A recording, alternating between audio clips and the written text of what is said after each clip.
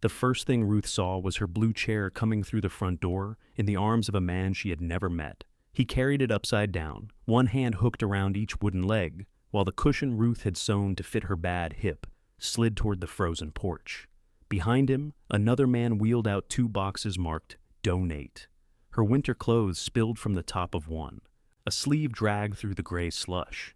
Ruth stopped beside her car with Walter's freshly pressed funeral shirt hanging over her arm.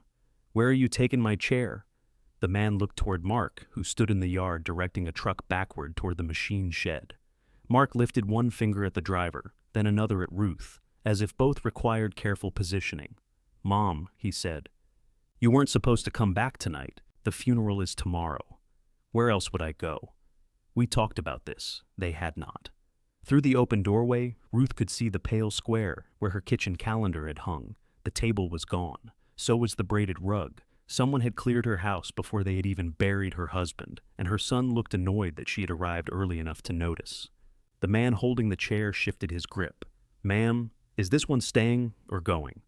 "It's staying," Ruth said. Mark said, "Load it." The man's eyes moved between them. Ruth laid Walter's shirt across the hood of her Buick. "If you put that chair on that truck, you'll need to load me with it. Let's not do this in the yard. You brought my living room into the yard." Mark rubbed both hands over his face. He had Walter's wide palms and Walter's habit of acting as if irritation were evidence. At 48, he was going silver around the ears, though he kept the rest of his hair clipped so short the gray could not make much of a case. "Set it by the porch for now," he told the man. "For now," Ruth repeated. The man put the chair down gently, right side up. He even rescued the cushion before it fell. "Sorry, ma'am." "You didn't marry into this," Ruth said. "No reason for you to be sorry." His mouth twitched before he remembered he was being paid by Mark. Dana came out carrying a plastic tub of pantry food. She wore black slacks and one of the soft cardigans she wore to the medical office, as if she might still be called upon to explain a deductible. Her eyes were puffy. She had cried hard when Walter died, and then, by Ruth's count, not at all. "Oh," Dana said, "you're here." Ruth looked into the tub. Her coffee, 2 jars of green beans, saltines, a sack of flour folded over and clipped with one of Walter's clothespins. "I do live here. We thought you were staying with Lorna. Lorna thinks so too. She's making up the sofa bed." "You told me the furnace was acting up," Mark said. "It makes a noise. You said it wasn't safe. I said it sounded like a spoon in a garbage disposal. That is not a normal furnace sound. It has made that sound since Christmas." Mark spread his hands toward the house. "Exactly." Ruth stared at him. Grief had made ordinary conversations slippery. People took hold of one end of a sentence and dragged it someplace she had not intended. At the funeral home that morning, the director had asked whether Walter had been religious, and Ruth had said he believed in weather forecasts whenever they promised what he wanted. Somehow, they had ended up with 2 hymns and a prayer from a minister Walter once called a human necktie. She went past Dana and climbed the porch steps. Her blue chair waited by the railing, with its worn arms exposed to the cold. She ran her fingers over the shallow nick Walter had made, moving it through the door 16 years earlier. He had blamed the doorframe. Ruth had blamed the man holding the chair. Inside, the house smelled wrong. Not cleaner exactly. Emptied. The coat hooks in the mudroom had been stripped. Walter's chore coat was gone, along with Ruth's red wool coat and the green jacket she wore to check the mailbox. Her boots were not beneath the bench. A roll of paper towels stood alone on the counter like the last guest at a bad party. The kitchen table had occupied the center of that room for 32 years. Its absence made the hanging light look foolish. "Where's the table?" "Storage," Dana said behind her. "Whose?" "Mark's." "Why?" Dana came farther inside, still holding the tub. "Mom, can we sit down?" Ruth looked around the room. Dana closed her eyes. That was a poor choice of words. Mark entered, bringing cold air with him. "The table's safe. Most of the good furniture is safe." "Most?" "We had to make decisions." "Why did you have to make any decisions?" "Because this place is too much for you now." Ruth turned slowly. "Walter has been dead 3 days. That's why we're trying to help, before everything falls on you at once." "Everything fell on me 3 years ago." The words landed harder than she intended. Dana lowered the pantry tub to the counter. Mark looked toward the doorway, checking whether his crew had heard. Walter's failing heart had not taken him all at once. It had removed him by errands. First he stopped driving to Springfield. Then he stopped climbing into the tractor. Then he stopped sleeping upstairs, stopped showering without help, stopped pretending not to need the aluminum walker he hated. By the end, their life had become a chain of pill bottles, wet towels, insurance calls, and apologies neither of them knew how to receive. Mark had come when Ruth called. Usually, he had installed a grab bar and complained that the wall studs were wrong. Dana had driven Walter to 2 cardiology appointments and brought labeled freezer meals that tasted faintly of the plastic containers. They had helped in the manner of people assisting with a flood, intensely, visibly, and with an expectation that the water should have gone down by now. Ruth walked into the living room. The sofa remained, but its cushions were stacked at one end. The end tables were gone. The lamp beside her chair was gone. 4 clean rectangles marked the wall where family photographs had hung. "Where are the pictures?" "Mudroom," Dana said quickly. "We kept every one. You put them beside the paint cans. They're boxed." "What about my mother's bowls?" Dana hesitated. The pause was small. Ruth felt it in her teeth. "The yellow ones," she said. 3 nesting bowls. One has a crack along the rim. "I think those went in kitchen donate. You think?" "They're just mixing bowls, Mom. They were my mother's. I know, but you have other bowls." "Do I?" "Where are they?" Dana glanced toward Mark. Ruth went through the dining room and into the front hall. The sideboard was gone. The narrow sewing table beneath the stairs was gone. Someone had taken the runner from the staircase, exposing a stripe of unfaded wood. Upstairs, the open bedroom door showed a mattress without sheets and 2 drawers pulled from the dresser. Her breath shortened. For one ridiculous second, she thought Walter might call from the back room to ask what all the banging was about. He had hated commotion that was not his idea. She put one hand against the wall. Dana touched her elbow. "Mom, don't." "I'm sorry. We should have waited." Mark gave a tired exhale. "We've been waiting for years." Dana turned on him. "That is not helping." "No. What doesn't help is pretending none of this has to happen. Dad's gone. She can't manage 200 acres and a house that needs 20 grand in work." Ruth looked at him. "Have you been through my drawers?" Mark's jaw tightened. "Have you? We had women from the church do the bedroom." "Which women? Does it matter?" "Yes. Glenda Pike and somebody else." "Glenda Pike knows the size of my underwear?" "Jesus, Mom." "No, I doubt he was helping." Dana made a sound that might have been a laugh if it had not broken halfway out. She covered her mouth. Mark stared at both of them. "This is serious. So are my underpants to Glenda Pike. Can you stop?" Ruth could, but she did not want to. Humor was the only thing in the room that still belonged to her. She went upstairs. Dana followed while Mark stayed below, calling instructions to the crew with more force than the job required. The bedroom she had shared with Walter looked like a motel after checkout. His hospital bed had been removed, which she expected. She did not expect the dresser to be empty. Her nightgowns were gone. Her jewelry box sat open on the floor, holding only a safety pin and a foreign coin Walter had brought home in his pocket from somewhere he could never remember visiting. "Where are my clothes?" "We packed what you'll need," Dana said. "You decided what I'll need?" "There are 4 suitcases at Lorna's." Ruth turned. "You took my clothes to Lorna's house? We were trying to make this easier." "On whom?" Dana sank onto the bare mattress. She suddenly looked older than 45. "I don't know." It was the first honest thing anyone had said. Outside, a truck door slammed. Ruth crossed to the window. 2 men carried the kitchen table toward a box truck. Mark pointed to where he wanted it placed. Beyond them, Bellwether's winter fields rolled pale and rough beneath the low sky. The creek flashed through the cottonwoods. Walter used to stand at this window and announce what the weather was doing, as if he had arranged it personally. Dana said, "Mark thinks if we move quickly you won't get stuck." "In what?" "In all of it. The house, the farm, memories." "I'm standing in the memory. That's not what I meant." "No, none of you seem to mean what you're doing." Dana bent forward, elbows on her knees. "Dad made us promise we'd look after you." Ruth studied her daughter's bowed head. "When?" "At the hospital. Last fall, when you went down for coffee."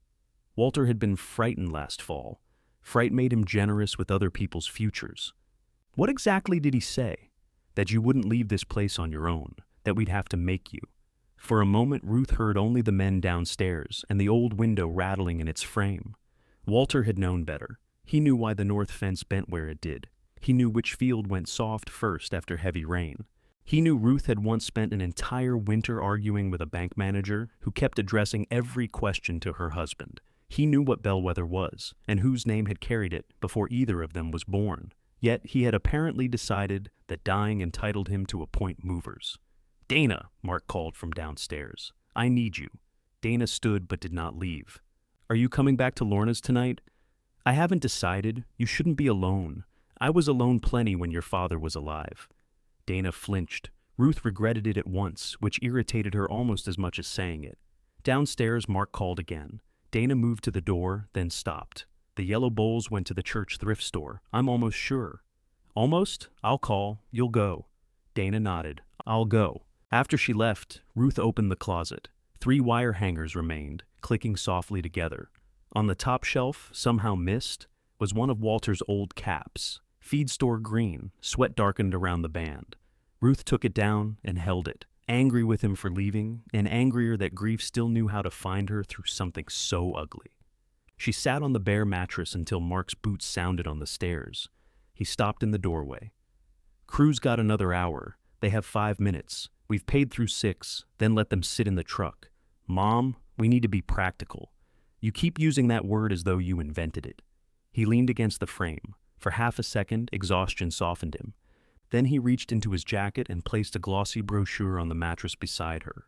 On the cover, a silver-haired woman smiled over a cup of tea she was not drinking.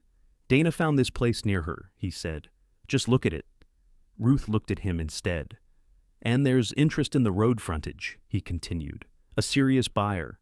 If we don't drag our feet, we could have the farm under agreement by spring." "We?" "Dad wanted us taken care of." "Your father said that?" "He said bellwether was our legacy." Ruth set Walter's cap on her knee and smoothed the frayed bill with her thumb. Below them, one of the crewmen called, "Mark, what do you want done with the desk?" Mark turned toward the stairs. "Nothing else leaves this house," Ruth said. "We'll talk after the funeral. We're talking now." His face changed, not into cruelty but certainty. That was worse. "You're in shock. You can't make decisions about the farm tonight." Ruth looked past him at the empty hall, the pale floorboards, the rooms her children had already divided into useful and disposable. Then she picked up the retirement brochure and tore it once, cleanly, down the woman's smiling face. "No," she said, "but apparently you can." Mark stared at the torn brochure. That was mature. It was easier than tearing the building in half. "You haven't even seen the place. I've seen the woman drinking imaginary tea. She seems very pleased with it." He snatched the 2 pieces from the mattress. "I am trying to keep you from making your life harder than it has to be. No, you are trying to make my life smaller so it fits in your truck." The crewman called about the desk again. "Leave it!" Ruth shouted. Mark raised his voice toward the stairs. "Give us a minute. You've had 3 days. That's not fair." "No, Mark. Fair would have been coming home from the funeral and finding my house where I left it. The funeral hasn't happened yet." Ruth looked at him until he understood what he had said. He stepped into the room and lowered his voice. "We thought this would be one less thing hanging over you. It wasn't hanging over me. Everything in this house reminds you of Dad. So does your face. Should I put you in storage?" He nearly smiled. She saw it happen and watched him stop it. Walter had done that too, when he wanted to remain angry more than he wanted to be amused. Mark went downstairs and told the men to quit loading. His voice carried through the stripped rooms. He made it sound like Ruth had changed the job midway through, but at least the noises stopped. A few minutes later, the truck doors banged shut. Engines started. Through the bedroom window, Ruth watched one truck take her kitchen table down the gravel drive, while another remained parked near the machine shed. "Mark." He came back to the doorway. "The table. It's already secured. I'm not unloading a whole truck in the dark. It is 4:30. It gets dark at 5. Then you'd better hurry." His nostrils widened. "It'll be back after the funeral. Everything comes back. Some of it can't." "What does that mean?" Mark looked toward the stairs. "Dana handled donations." "What did you sell?" "I didn't sell anything important." The precision of that answer frightened her. "What did you sell?" "Some furniture. Stuff nobody was using. I was using the furniture. That's why it was in my house. The sideboard was full of old napkins and batteries. My sideboard.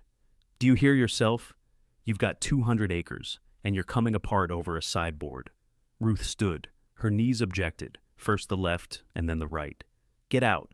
Mom, take your men, your brochure, and your definition of important. He did not move. Ruth walked past him to the stairs. Every missing object announced itself on the way down. At the bottom, she turned toward the mudroom and opened the box marked Photos. A framed picture of Walter in his Air Force uniform lay face down on top of Ruth's nursing certificate. Beneath it were family snapshots, a plastic sleeve of tax receipts, 2 recipes in her mother's handwriting, and the photograph from Ruth and Walter's wedding. The glass had cracked across Walter's mouth. Mark came down behind her. That happened before. No, it didn't. It could have. She lifted the frame out carefully. You would argue with rain while standing in it. Learned from you. Yes, she said. You did. That quieted him more effectively than anger. She found a yellow legal pad on the telephone shelf, though the telephone itself was gone. Write down where everything went. I don't know where everything went. Then call the people who do. I have a funeral to get ready for. So do I. My black dress is at Lorna's because you moved me out without asking. We did not move you out. Ruth handed him the pad. What would you call it? He did not take it. The furnace started beneath the floor with a metallic clatter. Mark looked down triumphantly, as though the machine had testified for him. That, Ruth said, is the noise. That furnace is finished. It has sounded finished for a month. You should have told me. I did. You said it was making a little rattle. A spoon in a garbage disposal is not a little rattle. You make jokes and then you expect people to know when you're serious. The remark found its mark because there was truth in it. Ruth had made a practice of turning pain sideways before anyone could get a clean look. When Walter could no longer reach the bathroom in time, she referred to laundry as their new social life. When Dana asked whether she needed help, Ruth said only if Dana had learned to negotiate with fitted sheets. She had wanted her children to notice without requiring her to display need like merchandise. But there was a difference between failing to ask for help and coming home to find your life packed by strangers. Get me the list, she said. Mark finally took the pad. I'll do it tomorrow, before the service. He laughed once without humor. You really want to spend Dad's funeral arguing about furniture? No. I wanted to spend it burying my husband. You brought the furniture into it. Lorna's sedan appeared at the end of the drive, traveling fast enough to fishtail on the gravel. She stopped crooked beside Ruth's Buick and climbed out in a purple coat, one gloved hand gripping the roof for balance. Lorna was 73, broad through the shoulders, and had worn the same short haircut since the first Bush administration. She took in the truck, the chair on the porch, and Mark holding the legal pad. Well, she said, this looks healthy. Mark shut his eyes. Ruth picked up Walter's cap, the cracked wedding photograph, and her purse. She carried the blue chair inside herself, shoving it over the threshold while Mark watched. The cushion had a wet streak from the porch. She set it in the empty living room beneath the dangling light cord. When she returned outside, Mark was speaking quietly to Lorna. Don't enlist her, Ruth said. He's not enlisting me, Lorna said. He's explaining your furnace as though I might marry it. I'm saying she shouldn't sleep here. On what? Lorna asked. You took all the beds? The bed is here. Sheets? Mark glanced toward the house. Lorna opened the passenger door for Ruth. Come on, I've got soup, sheets, and no investment opportunities. Ruth retrieved Walter's funeral shirt from the Buick. The winter air had dampened the plastic cover. She laid it across her lap in Lorna's car, keeping one hand on the hanger as they drove. Neither woman spoke until they passed the south field. Stubble showed through patches of old snow, and 3 crows rose from the fence line. You want me to ask? Lorna said. No. You want me not to ask in a pointed fashion? Yes. I can do that until the bridge. They crossed the bridge over Bellwether Creek. Lorna glanced at her. What in the hell happened? Ruth told her. Not everything. She did not mention Walter asking the children to make her leave. Those words had lodged somewhere she could not yet reach without bleeding. She described the chair, the table, the underwear, and Glenda Pike. Lorna swore so thoroughly at Glenda that Ruth laughed for the first time since the hospital. At Lorna's, 4 suitcases stood in the spare room. Ruth opened them one by one. Dana had packed 3 black dresses, 12 blouses, One pair of gardening trousers, slippers, a bathing suit Ruth had not worn since 2008, and no brassieres. Optimistic retirement, Lorna said. Ruth sat on the edge of the bed, holding the bathing suit. In the smallest suitcase, beneath her nightgowns, she found an envelope containing brochures, a medication list, and a handwritten schedule for the next 2 days. Viewing, funeral, burial, lunch. Mark's handwriting had added, buyer, 8 o'clock, walk frontage. Ruth read it twice. Buyer, Lorna said. He said there was interest. I didn't know he'd invited somebody. Tomorrow morning, before we bury Walter. Lorna took off her glasses and cleaned them with the hem of her blouse. It was what she did when trying not to give advice too quickly. Do you know who? No. Does Mark think the place belongs to him? Ruth placed the schedule back in the suitcase. Mark thinks wanting something is the same as remembering being promised it. Did Walter promise? He may have. Could he? Ruth looked at her friend. Lorna put her glasses back on. That answers that. Ruth slept badly. Walter's shirt hung from the curtain rod, pale in the streetlight. Each time she woke, she expected to hear his oxygen concentrator, its steady mechanical breathing having trained her body more thoroughly than any alarm clock. The silence felt less like peace than equipment failure. At 7, Lorna made eggs. Ruth ate half of hers, put on the least wrinkled black dress, and discovered that Lorna's only spare brassiere had enough structure to support a highway overpass. I'll go without, Ruth said. Walter won't mind. I'm less concerned about Walter than the minister. They reached Bellwether shortly before 8. A white pickup was already parked near the road. Mark stood beside it, with a man in a camel-colored coat and polished boots entirely unsuited to frozen pasture. The man held a rolled sight map. He was pointing toward the rise above the south field. Ruth got out of Lorna's car. Mark's shoulders dropped when he saw her. We're only walking the frontage, before the funeral. This was the only time Dean could come. The man in the coat approached with his hand out. Mrs. Mercer, Dean Caldwell. I'm sorry for your loss. His sympathy sounded genuine, which made the rest worse. Ruth shook his hand. Did you know Walter? No, ma'am. Mark and I have done some business. Mark doesn't own any land here. Dean's expression remained courteous. Of course. I understood we were discussing the estate. There is no farm in Walter's estate. Mark stepped closer. Mom, not now. Dean looked from one to the other. I may have misunderstood. You did, Ruth said. Mark's voice tightened. Dad's name is on everything. His name is on the electric bill. Ruth, Lorna murmured, not to stop her, but to let her know she was there. Dean unrolled the edge of his map, then apparently thought better of it. Mrs. Mercer, are you saying the property is held separately? I'm saying Bellwether Farm belongs to me. It belonged to my parents before me. Walter never owned an acre. Mark stared as if she had switched languages. That's not possible. Ruth had heard men say those words to her at banks, equipment counters, and once at the county fair when she corrected the weight of her own steer. It has managed to be possible for 71 years. Dad said, I know what he said. I don't yet know why he said it. Dean rolled the map tightly and tucked it beneath his arm. I'm going to step away from this conversation. Good instinct, Lorna said. Mark ignored them both. You're telling me Dad worked this place his whole life and owned none of it? He owned a home here with me. He had a life here. Don't make that sound like nothing.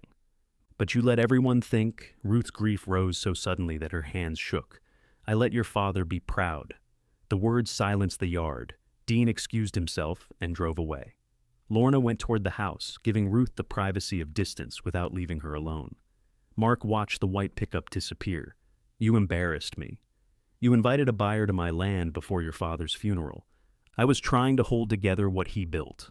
Ruth looked across the winter fields, at the barns Walter had repaired and the fences she had paid for, at a life now being divided by the people who had never learned where one person's work ended and another's began.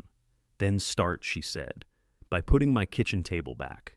Mark looked at her as though the table were the most unreasonable demand she had made. It's at the front of a packed truck. Then it should be easy to find. The truck is at my shop. You know the way. We have to be at the funeral home in an hour. So, bring it this afternoon. His jaw worked. You don't care what today is doing to anybody but you. Ruth gripped Walter's shirt hanger until the wire pressed into her palm. That is a remarkable thing to say to the woman carrying your father's burial clothes. Mark's gaze fell to the plastic bag. For a moment, he looked ashamed. Then Dana's car turned into the drive, saving him from having to choose between apology and defense.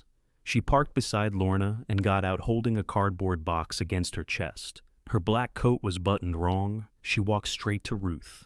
I found two. Inside the box, wrapped in church newsletters, were the largest and smallest of her mother's yellow mixing bowls. The large one still had the hairline crack along its rim. "Where's the middle bowl?" Ruth asked. Dana swallowed. They had already sold it. Since yesterday? The thrift store manager let Glenda bring some things in early. A woman bought it while they were sorting. Who? They don't know. How much? $3? The number was almost funny. Ruth had watched her mother knead biscuit dough in that bowl, turning the flour with 2 fingers while listening to the radio. Walter once used it to catch a leak under the kitchen sink, and received a lecture that lasted longer than the leak. $3 was neither enough money to be an insult, nor little enough to be meaningless. It was simply what the bowl had become when nobody told its story. Dana shifted the box toward her. "I'm sorry." Ruth took it. "Put these in Lorna's car. We can bring them inside?" "No." The answer hurt Dana. Ruth saw that and did not soften it. The house was not yet safe from their help. Mark checked his watch. "We need to go." Dana looked at him. "Did you tell Mom about Dean?" He was standing right there. "That's not what I asked. It's handled. You invited him here today?" He was already coming through town. For Dad's funeral, for business. Dana stared at her brother with a disgust so clean it almost refreshed the air. "You couldn't wait until after lunch? Don't start acting shocked. You were the one printing retirement homes. I printed places for Mom to look at. I didn't bring a buyer to walk her land. You packed her bags. And you hired a truck." Their voices rose in the yard, each of them trying to place the greater portion of blame in the other's hands. Ruth watched them with the strange distance of someone hearing an argument in the next motel room. 3 days ago, Walter had died with her palm against his chest. Now her children were debating who had erased her more politely. "Enough," she said. Neither heard her. Enough. The second time, Walter's old command lived inside the word. They both stopped. Ruth gave the shirt to Dana. "Your father needs this. Take it to the funeral home." Dana accepted it carefully. "Mark, you will not discuss selling Bellwether today. Not with me, not with Dana, not with anyone who comes up to shake your hand and asks what happens next. I wasn't planning to. You planned a property walk before breakfast. That fell through. It did not fall. I pushed it." Lorna coughed into her glove to hide a laugh. Mark's mouth hardened, but he nodded. At the funeral home, Walter looked tidier than he had in months. Someone had combed his hair to the left instead of straight back, and without the oxygen tubing his face seemed incomplete. Ruth stood beside the casket before the viewing began and fixed his collar. The pressed shirt was pale blue, his favorite, though he had always called it gray. "You caused trouble," she whispered. He gave no indication of remorse. She tucked the collar beneath his jacket. His wedding ring remained on his hand. They had discussed it once, years before, after attending the funeral of a neighbor whose widow removed the ring at the casket. "I bought it for you," Ruth had told Walter on the drive home. "I ought to get it back." Walter had glanced at his broad gold band. "Seems stingy. It cost $86. Then bury me with it. I'll finally take you somewhere expensive." Ruth touched the ring now, but left it where it was. Visitors began arriving before she was ready. They came with damp coats, cold hands, and stories polished smooth by retelling. Walter had pulled one man's truck from a ditch in 1997. He had loaned another a post-hole auger and never asked for it back. At the feed store, he knew who needed credit without embarrassing them. He could be stubborn, they said fondly, as if stubbornness were charming once it no longer prevented anyone from getting their way. A retired cattleman named Boyd clasped Ruth's hand between both of his. Walter kept that old farm going when most men would have sold out. Ruth smiled because Boyd meant kindness. "Bellwether won't be the same," he continued. "Mark ready to take it on?" Across the room, Mark's head turned slightly. He had heard. "It won't be decided today," Ruth said. Boyd mistook her meaning and patted her wrist. "Course not. No need to think about all that now." Mark found a reason to cross the room. "Good to see you, Boyd."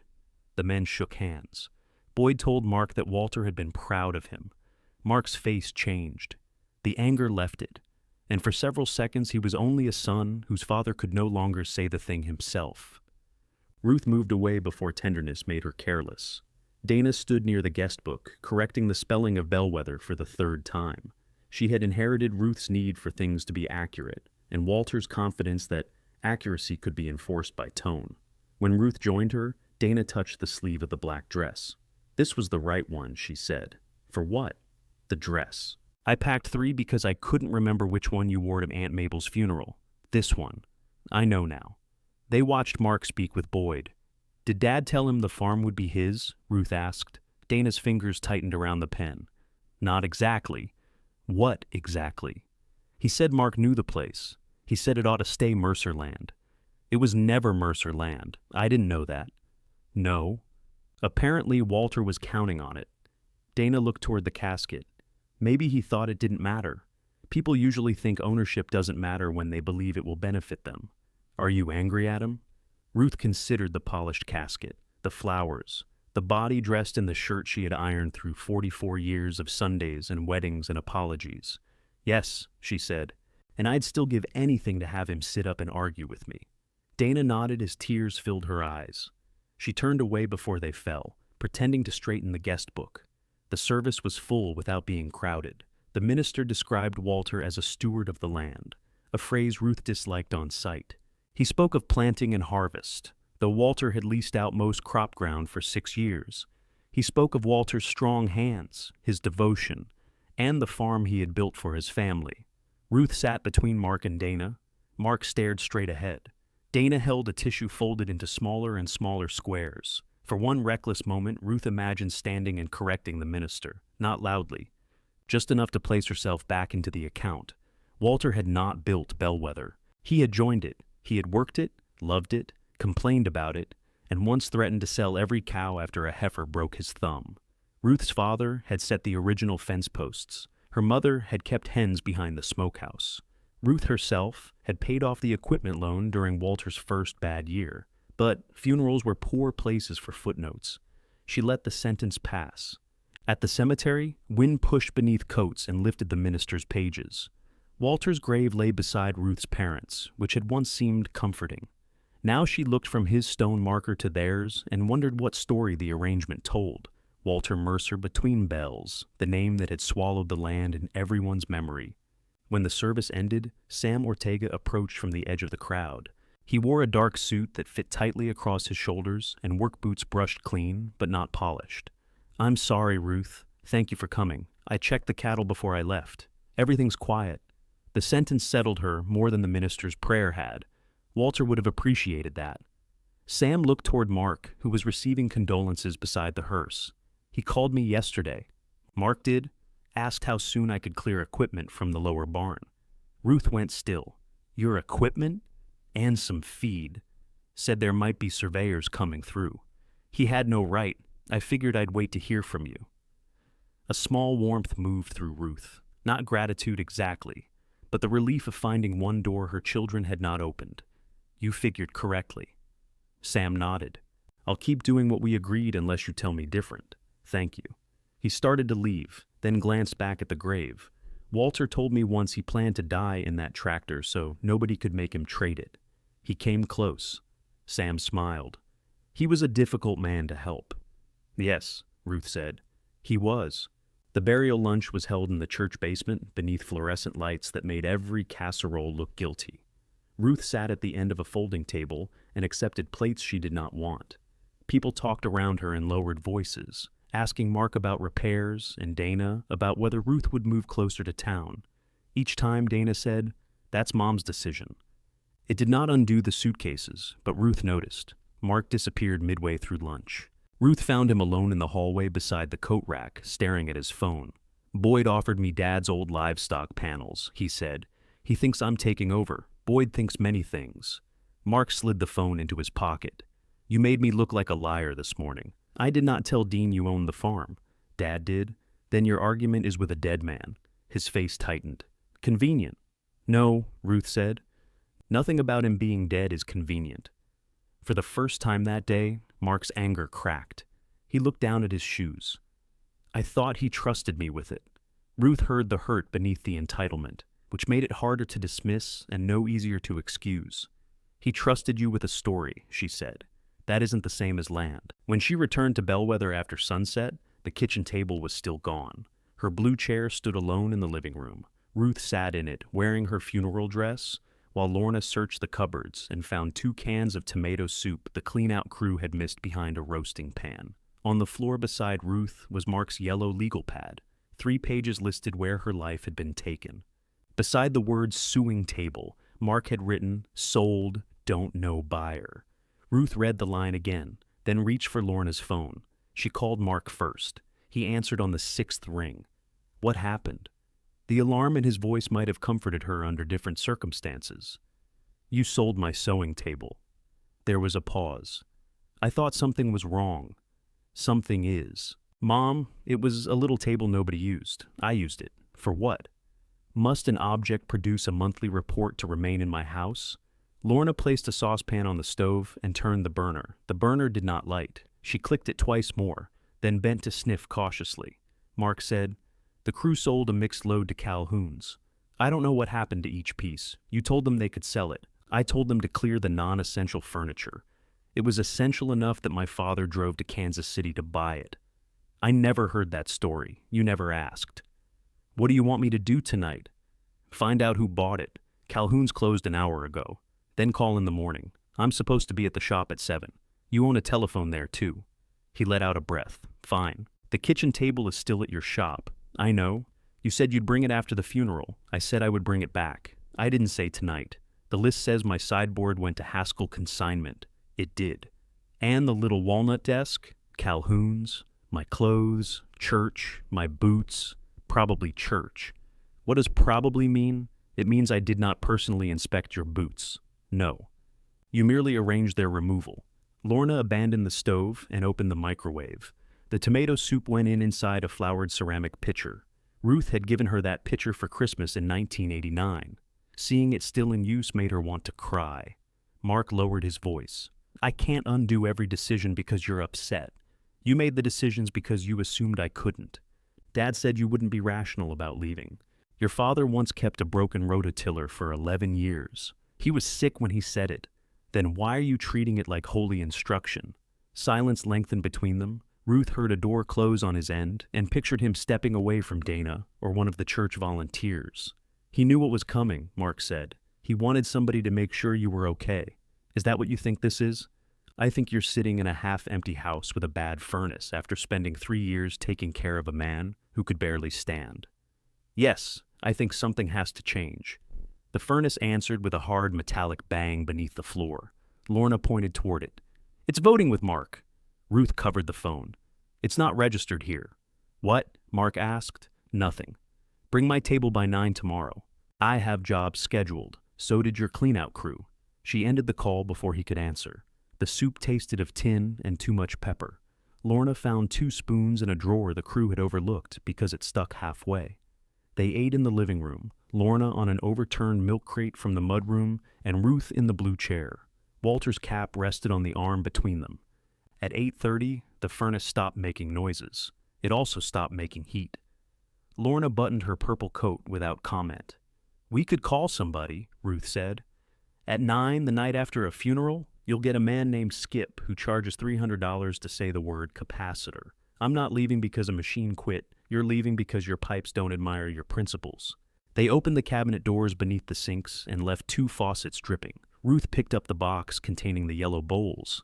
At the door, she looked back at the blank places on the walls. The empty house did not seem conquered. It seemed patient. By 8 the next morning, Ruth was dressed in gardening trousers, a sweatshirt, and Lorna's spare coat.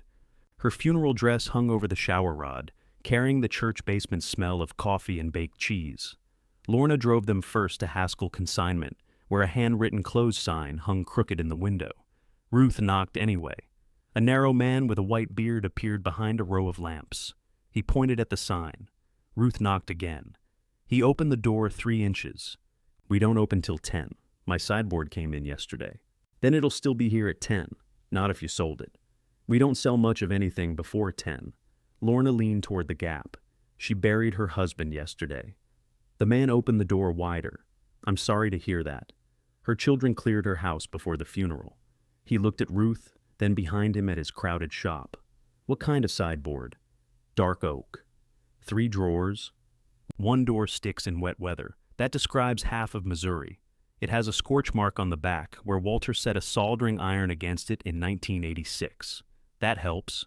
They found it beneath a frame print of ducks. Price tag, $425. What did you pay, Mark? Ruth asked. The man rubbed his beard. I bought a truck lot. Didn't itemize. It wasn't his to sell. His expression closed. You'll have to work that out with him. I am working it out with everybody. Lorna touched Ruth's arm before the conversation sharpened. The man looked at the sideboard again. Tell you what, I'll hold it until Friday. No floor fee. After that, I need it gone or paid for. Paid for? I bought it in good faith. Ruth understood his position and resented understanding it. Hold it, she said.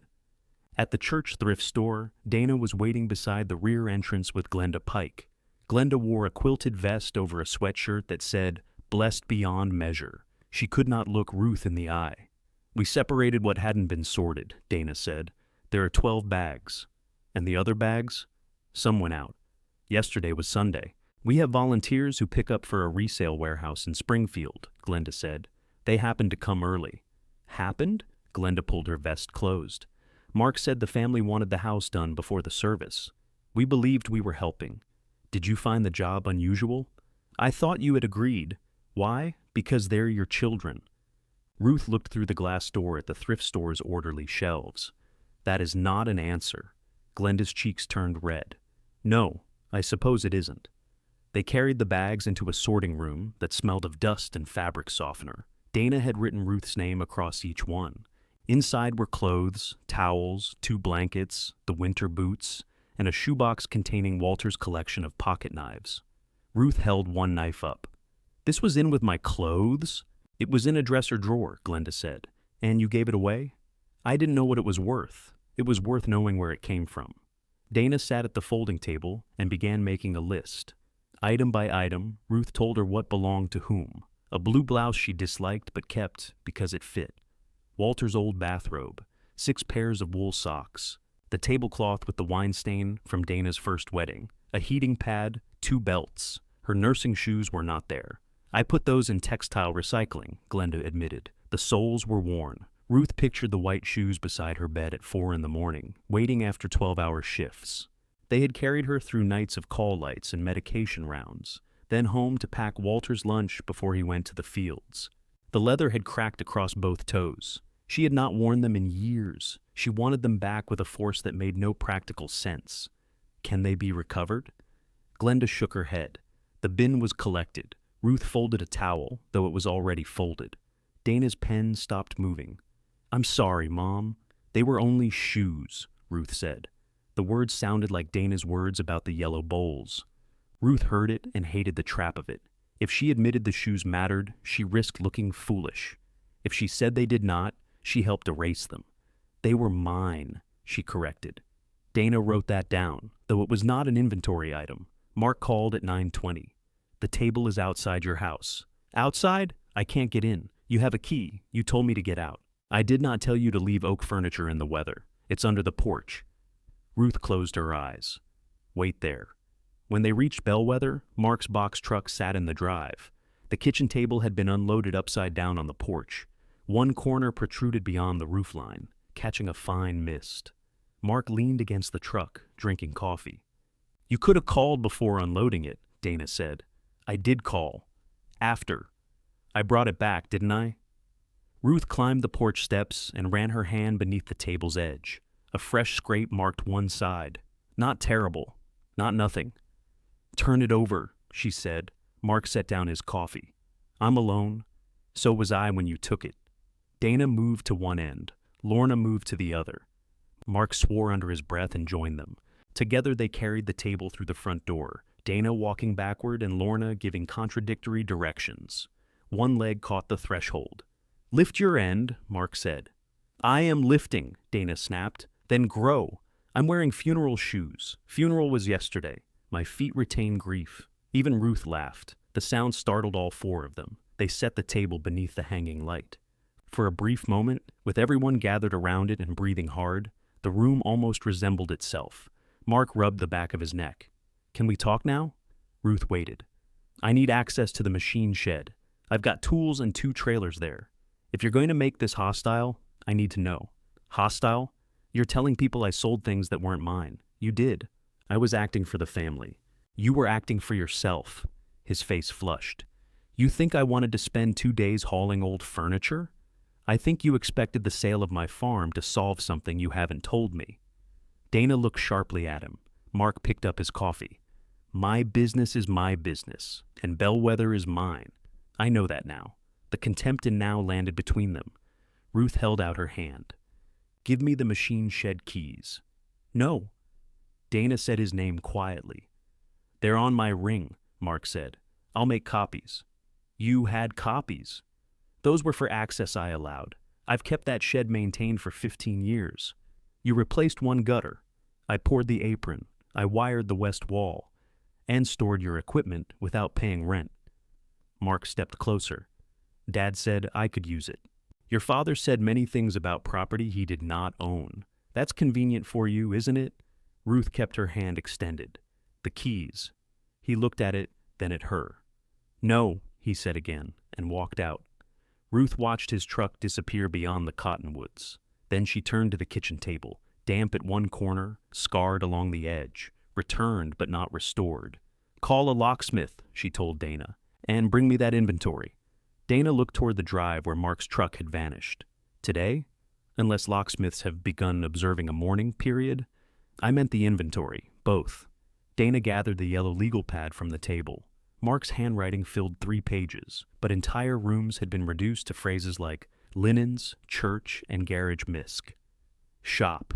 Dana drew columns down a clean page. "Kept, donated, sold, unknown," she said. "Add damaged." Dana added it. Lorna touched the cold radiator beneath the window. "Add frozen." The furnace repairman arrived before the locksmith. His name was Skip. Lorna opened the door, saw the stitched name above his jacket pocket, and looked at Ruth with such injured vindication that Ruth had to turn away.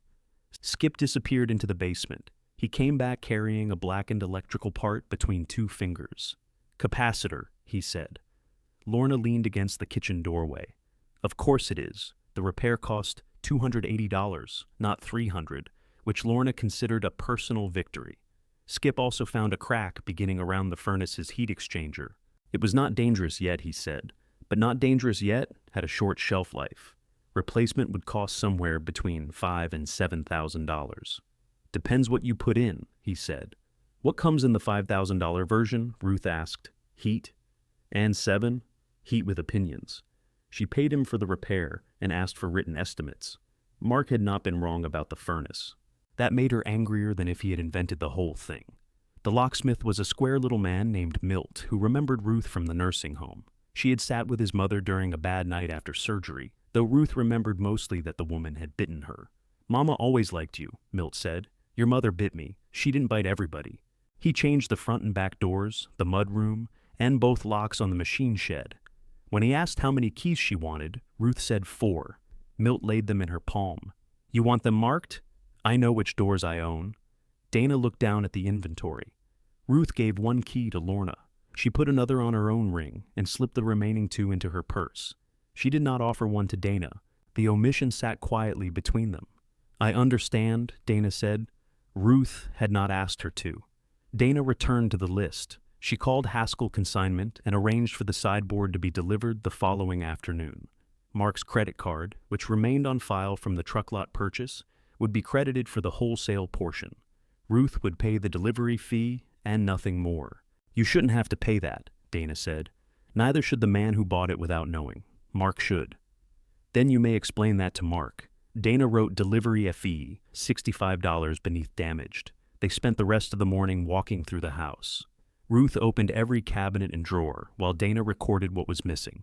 2 casserole dishes, the good towels, Walter's electric razor, the clock radio from the bedroom, 4 lamps, the vacuum cleaner, Ruth's sewing basket, a silver serving tray Dana insisted was plated and Ruth insisted was still hers.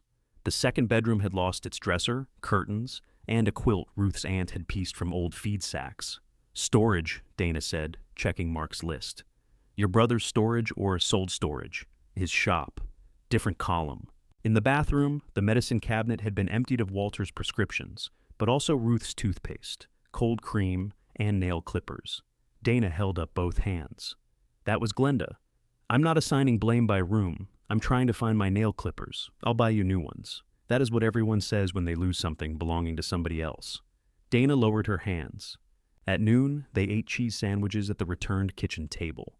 Lorna went home to shower and feed a gray cat, who accepted her hospitality as a contractual obligation. Without Lorna, the house felt quieter and the distance between Ruth and Dana more measurable. Dana turned the legal pad sideways. The retirement place wasn't Mark's idea. I know, he doesn't research anything without an engine. I wasn't trying to put you away. You packed a bathing suit. It has a pool. I haven't voluntarily entered a pool since your first wedding. That is not true. You came to my water aerobics class. I stood in the shallow end and judged people. Dana smiled, then pressed her lips together. Ruth waited. Dad asked me to find options, Dana said. After that hospital stay. He said you were going to kill yourself, taking care of the farm after he was gone. He could have told me. He said you'd argue. I am beginning to understand why. He was scared. So was I. I know. No, Dana. You knew I was tired. That isn't the same. Dana stared at the square of cheese visible between her bread. I didn't want to think about what happened after. Neither did Walter, apparently. He invented it instead. I should have asked you. Yes. The plainness of the answer made Dana blink. Ruth finished her sandwich. She had spent years making forgiveness easy enough for other people to accept, without embarrassment. It had not taught them much. A diesel engine sounded outside. Mark backed a flatbed trailer toward the machine shed. He got out, walked to the side door, and tried his key. When it did not turn, he stood with one hand on the knob. Then he looked toward the house. Dana rose. I can talk to him. He came to my door. Mark crossed the yard fast. He did not knock so much as strike the back door with his knuckles. Ruth opened it, but remained on the threshold. You changed the locks with my tools inside. I changed the locks on my building. I need the compressor by 2. Then you should have called. My key worked this morning. It didn't work when you refused to give it back. You cannot hold my equipment. I have no intention of holding it. You may take what you need while I'm here. I've had access to that shed for 15 years, and now you don't. He looked over Ruth's shoulder and saw Dana at the table. You're helping her do this? She asked me to make an inventory. Of course she did. Dana stood. You sold her sideboard. I sold a load. The sideboard happened to be in it. You told the crew what to load. Both of us did. I didn't tell them to sell furniture. You labeled the bags, and I was wrong. The admission stopped him. Dana's voice shook, but she continued. We were wrong. We should have waited. We should have asked. Mark looked at Ruth as if she had extracted the statement with machinery. How long have you two been rehearsing that? Ruth took one of the spare shed keys from her purse. Get your compressor. He followed her across the yard. The frozen grass crackled under their shoes. Dana came behind them with the inventory pad. Whether as witness or assistant, Ruth did not know. Inside the machine shed, Mark's contracting business occupied nearly half the floor.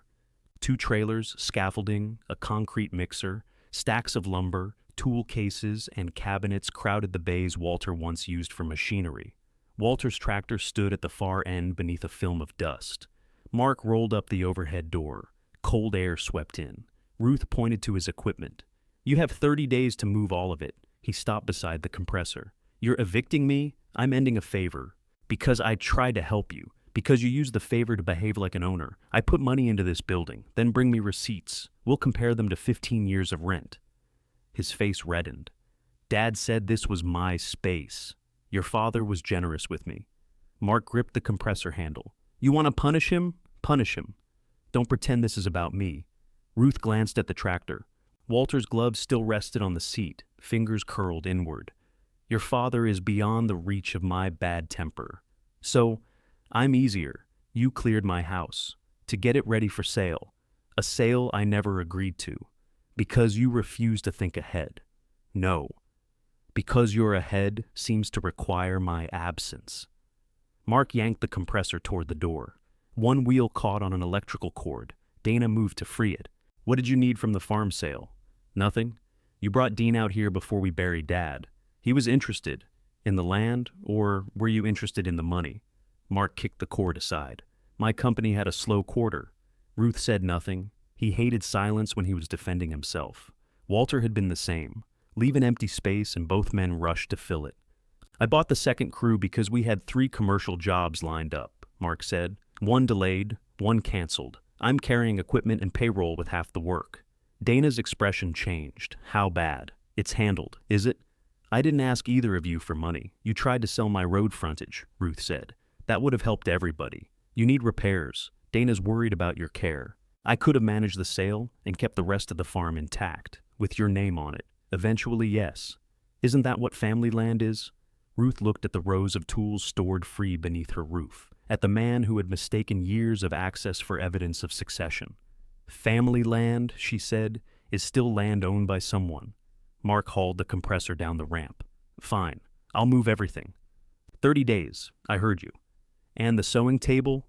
He did not look back. Calhoun's is checking the buyer's slips. After he drove away, Dana returned to the house. Ruth stayed in the shed. Up close, Walter's tractor looked worse than it had from the doorway. Hydraulic fluid darkened the concrete beneath it. A rear tire showed deep cracks. The roof above the east bay sagged slightly between 2 beams, and damp had stained the rafters. Sam Ortega appeared in the open doorway carrying a feed invoice. I saw Mark leave, he said. Figured it was safe. Depends what you want. Signature. Also, the hydrant by the lower barn is losing pressure. Ruth signed the invoice against the tractor hood. Since when? Before Christmas. Walter said he'd handle it when the ground softened. He didn't tell me. Sam looked at the stain beneath the tractor. He wasn't telling much toward the end. Ruth walked with him around the shed. Sam showed her where water had begun seeping along the lower barn wall, where the north fence leaned, and where wind had lifted roofing above the machine bay. None of it was catastrophic.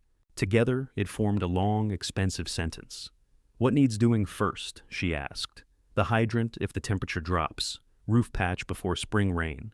Fence can wait if nobody puts cattle north. Can you price it? I can. Price your labor honestly. Sam nodded. Walter always crossed mine out. Walter thought paying a man fairly meant admitting he couldn't do it himself. He could be difficult. So I'm told. Sam smiled, then left her beside the tractor. Ruth stood in the cold shed with the new key in her pocket and the repair list beginning in her head. Owning Bellwether had silenced Mark for one morning. It had not fixed the furnace, returned the missing bowl, or straightened a single fence post. The farm did not care who had won the argument. It needed an answer. Show me the hydrant, Ruth said. Sam glanced at her shoes. Ground soft along the lower barn. Their boots, their town boots, they have experienced mud, not willingly. Ruth locked the machine shed and followed him downhill.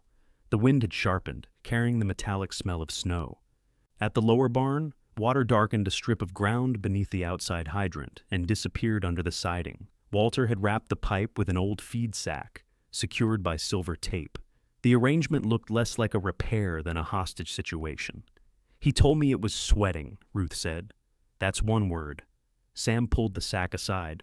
Water pulsed from a split in the fitting. Ruth pointed toward the slope. Shutoff is in the concrete box beside the old gate. I looked there. It's buried. That would explain why I didn't see it. She found the edge with the toe of her boot.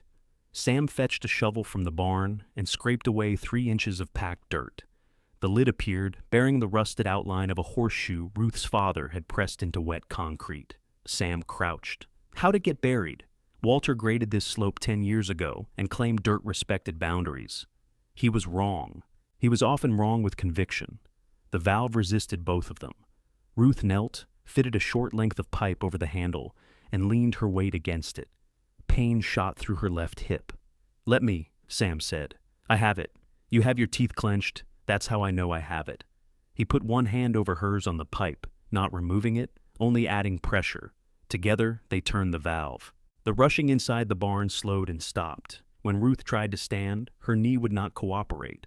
Sam looked away toward the field, giving her time to use the hydrant post for leverage. The courtesy was so deliberate she almost laughed.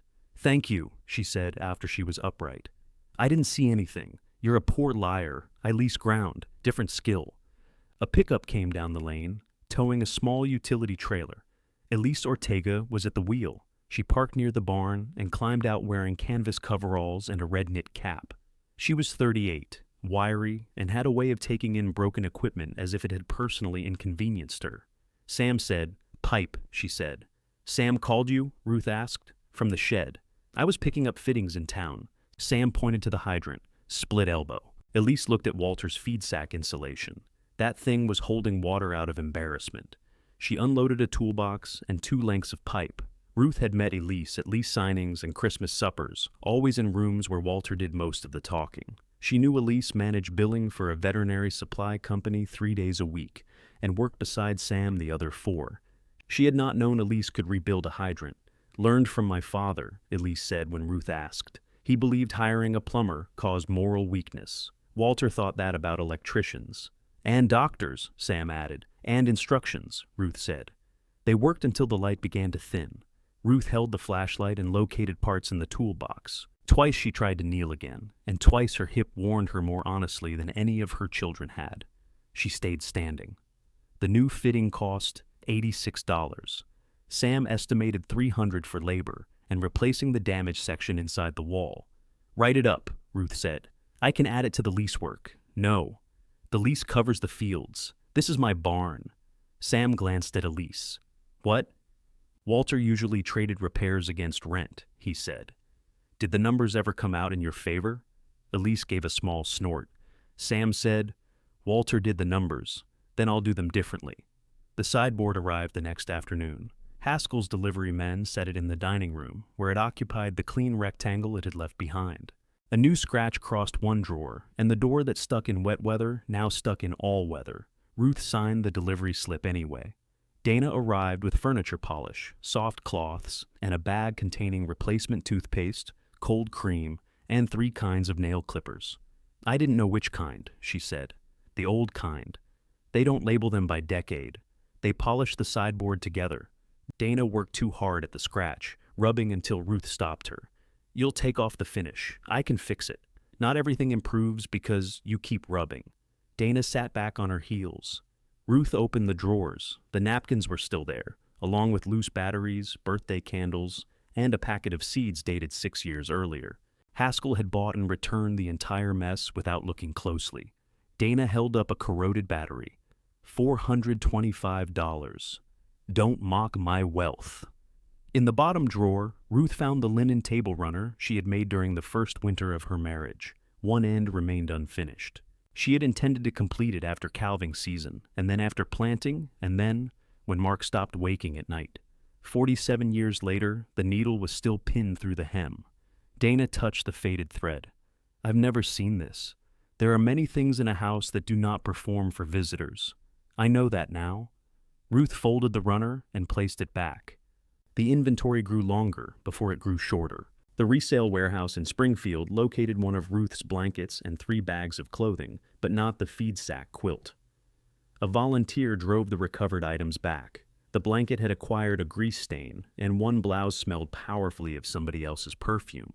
Dana washed everything at Lorna's because the clean-out crew had removed Ruth's laundry detergent, and the washer hose had begun leaking. Each inconvenience seemed to arrive holding hands with another. On Saturday, Mark came for his scaffolding. He brought 2 crewmen and did not enter the house. Ruth unlocked the shed, then stood aside while they loaded sections onto a trailer. She had put each of Mark's tools into rows, leaving clear paths to Walter's tractor and the electrical panel. "You moved my cabinets," Mark said. 6 feet. I had them arranged. So did I. One of the crewmen became intensely interested in a ratchet strap. Mark handed Ruth a folded estimate: roof patch, hydrant, and washer hookup. She opened it. His price was lower than the quote Sam had gathered. "You don't need to hire strangers," Mark said. "Sam isn't a stranger. He's a tenant. He knew not to sell land he didn't own." The crewman dropped the ratchet strap. Mark's eyes went flat.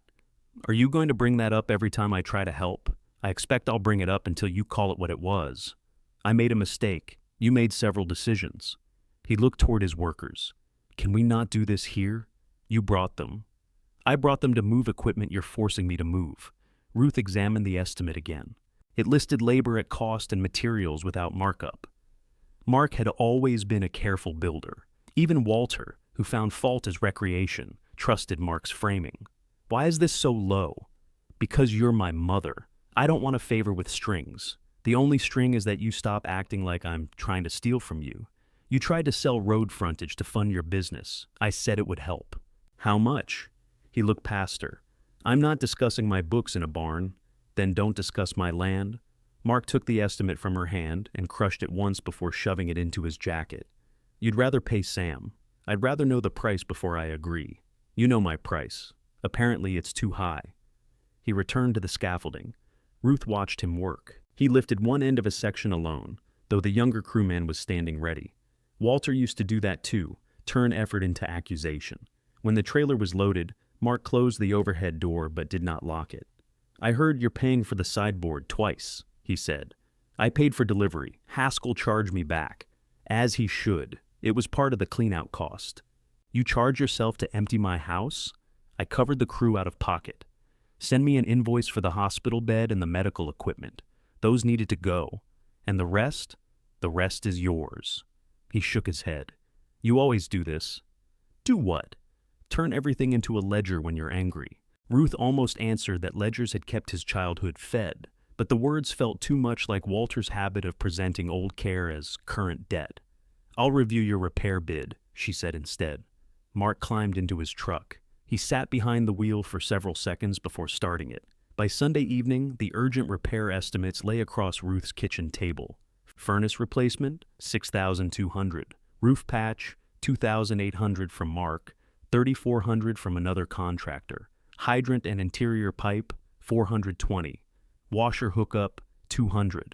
The north fence could wait, but not forever. Property taxes would come due before summer, and the insurance premium had risen again. Ruth knew her accounts. She was not destitute. Walter's pension continued at a reduced amount. She had Social Security, and Sam's lease brought regular income. There was savings, though 3 years of medical travel, equipment repair, and hired labor had thinned it. She could pay the urgent bills. She could not pretend every year would be kinder than this one. Lorna sat across from her, sorting estimates into piles according to a system she refused to explain. You're frowning at the roof like it insulted your mother, she said. My mother would have fixed it last summer. Your mother also canned beans during a tornado. She had standards. You have something to prove. I have bills to pay. That isn't what I said. Ruth put down her pencil. Lorna tapped the farm map with one finger. Owning the place doesn't mean you have to personally hold up every wall, I know. Your hip no? My hip is a gossip. It told me about the hydrant. Sam has a loose mouth. Elise. Sam respects denial. A knock sounded at the mudroom. Sam and Elise entered carrying a folder and a covered dish. Elise set the dish on the counter. Chicken pie, she said. It's not condolences. I made 2 by mistake. No one makes an entire pie by mistake, Lorna said. I misread my own handwriting. Ruth suspected mercy, but appreciated the effort to disguise it. Sam spread his estimates on the table. He had priced materials, labor, and the repairs that could safely wait. His figures were careful and slightly higher than Walter would have tolerated. Good, Ruth said. Good? You didn't cross out your own labor. Elise pulled out a chair. I supervised. They talked through the hydrant, roof, and fence. Sam explained which cattle work he could absorb and which would need separate pay. Elise pointed out that their current lease ended after the fall harvest. We can renew as is, Sam said. Just thought you'd want time. Ruth looked at the map. Walter had renewed their lease 1 year at a time, claiming flexibility. It had left Sam and Elise unable to plan beyond a season. What would you do with more time? She asked. Sam and Elise exchanged a glance. Improve the lower pasture, Sam said. Maybe add rotational fencing. Build soil instead of renting it until somebody sells. We've looked for acreage of our own, Elise said. Nothing we can carry without burying ourselves. The word sells rested gently in the room, unlike when Mark used it. Ruth asked, did Walter ever discuss a longer lease? He said Mark would want options, Sam replied. Of course he had. Elise leaned forward, forearms on the table. What do you want, Ruth? The question should not have been difficult. It was made of 4 ordinary words. Ruth looked at the estimates, the map, the return sideboard, and the bare wall where her calendar had been. Everybody had asked what she could manage, where she should go, what the farm might fetch, and what Walter intended. No one had asked that. I don't know yet, she said. Elise nodded. That's an answer. For the first time since Walter died, Ruth believed she might be allowed to take enough time to find the next one. The answer did not arrive in a flash of certainty. It came in smaller refusals. Ruth refused Mark's repair bid because he would not resubmit it with a normal labor charge. She refused Lorna's offer to move in until the furnace was replaced. She refused to put the retirement brochures in the trash, instead sliding them into the sideboard drawer beneath the unfinished table runner. They might be useful someday, she told Lorna. Lorna examined the silver-haired woman taped down the middle. She still looks smug. She's been through something. Ruth accepted Sam's bid for the hydrant and hired a roofing contractor who was neither Mark nor the most expensive. Choosing someone else hurt more than the additional $600. Mark had learned to measure boards in Walter's machine shed. Ruth had once watched him build a straight wall on ground, so uneven she thought he was performing witchcraft. But his estimate had been offered as family, and Ruth no longer trusted the hidden price of that word. Dana came on Saturday carrying coffee, the inventory pad, and a pair of work gloves, still attached by a plastic clip. What are those for? Ruth asked. Mark says your dresser is buried behind lumber at his shop. Does he know we're coming? He knows I'm coming. That is not the same sentence. He won't answer you. He answers. He says no. Dana drove. Ruth no longer liked driving after dark, and though it was morning, she let her daughter take the wheel without pretending it was due to traffic. That, too, felt like an answer. Mark's shop occupied a former farm equipment dealership outside town. 2 of his company trucks sat behind the building. One had a "For Sale" sign in the windshield. The front office was dark. Dana parked near the loading bay. He said his crews would be working. Maybe they're invisible. Don't start before we're inside. I started in 1978. You were late.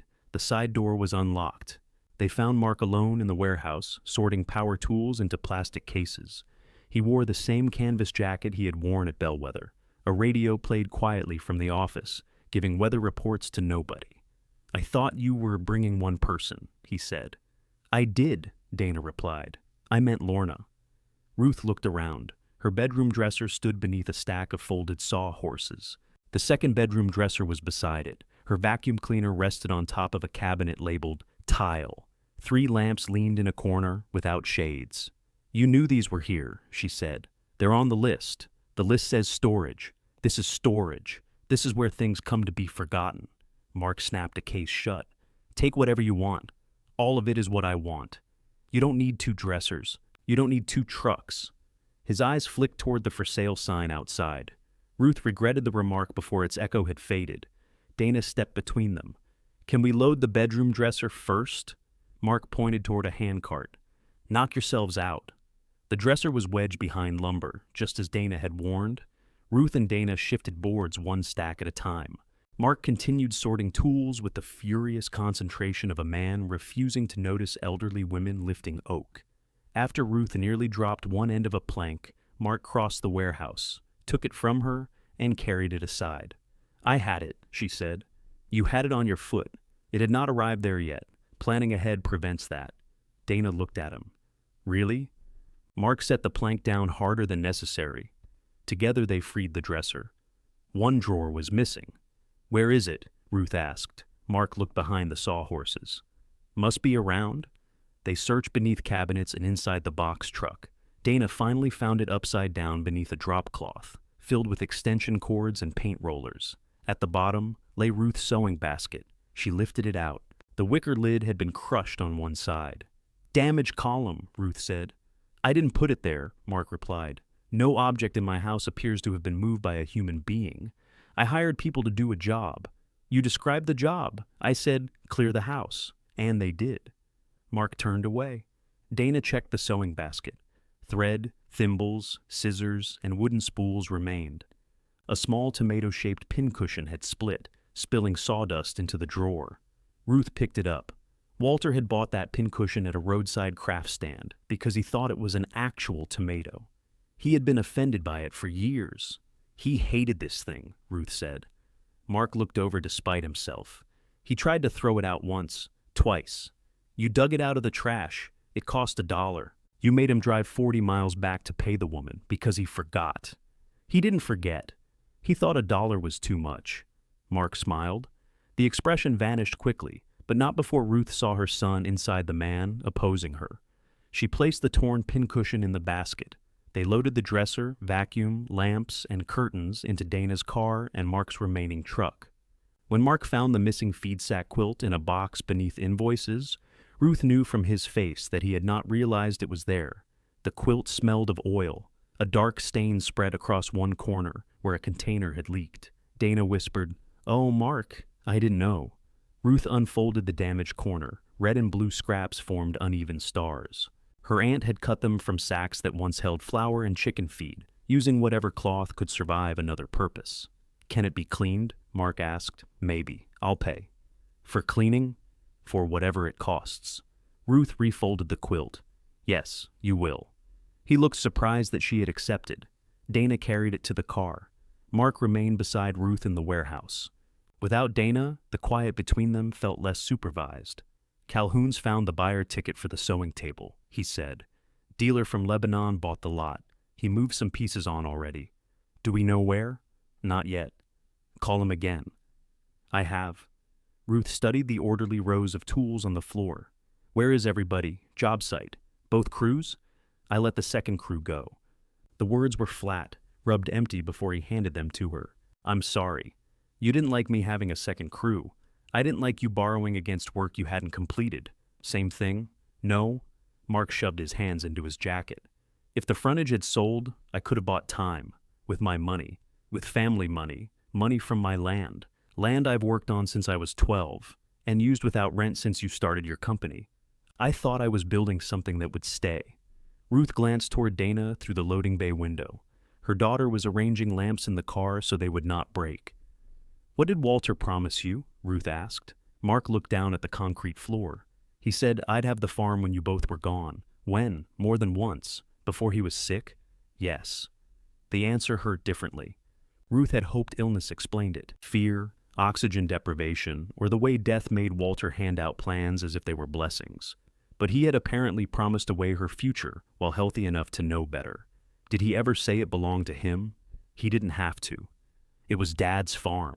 "No," Ruth said. "It was the farm where your father lived." Mark's voice sharpened. "Do you understand how ridiculous that distinction sounds to me?" "Yes.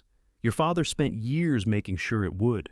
Mark looked at her then, not angry so much as bewildered. "Why didn't you correct people?" Ruth had asked herself the same question since the funeral. "Sometimes I did," she said. "Banks, insurance, taxes, places where it mattered, and everywhere else. It was easier to let Walter talk. Men answered him faster. They gave him better prices. He enjoyed it, and I had work to do, so he wasn't stealing credit. You gave it to him." The truth inside that accusation stung. "I lent it," Ruth said. "I did not give him the right to pass it on." Mark's face closed again. "Take the dresser." He walked into the office and shut the door. On the drive home, the cleaned-out road frontage appeared through Dana's windshield.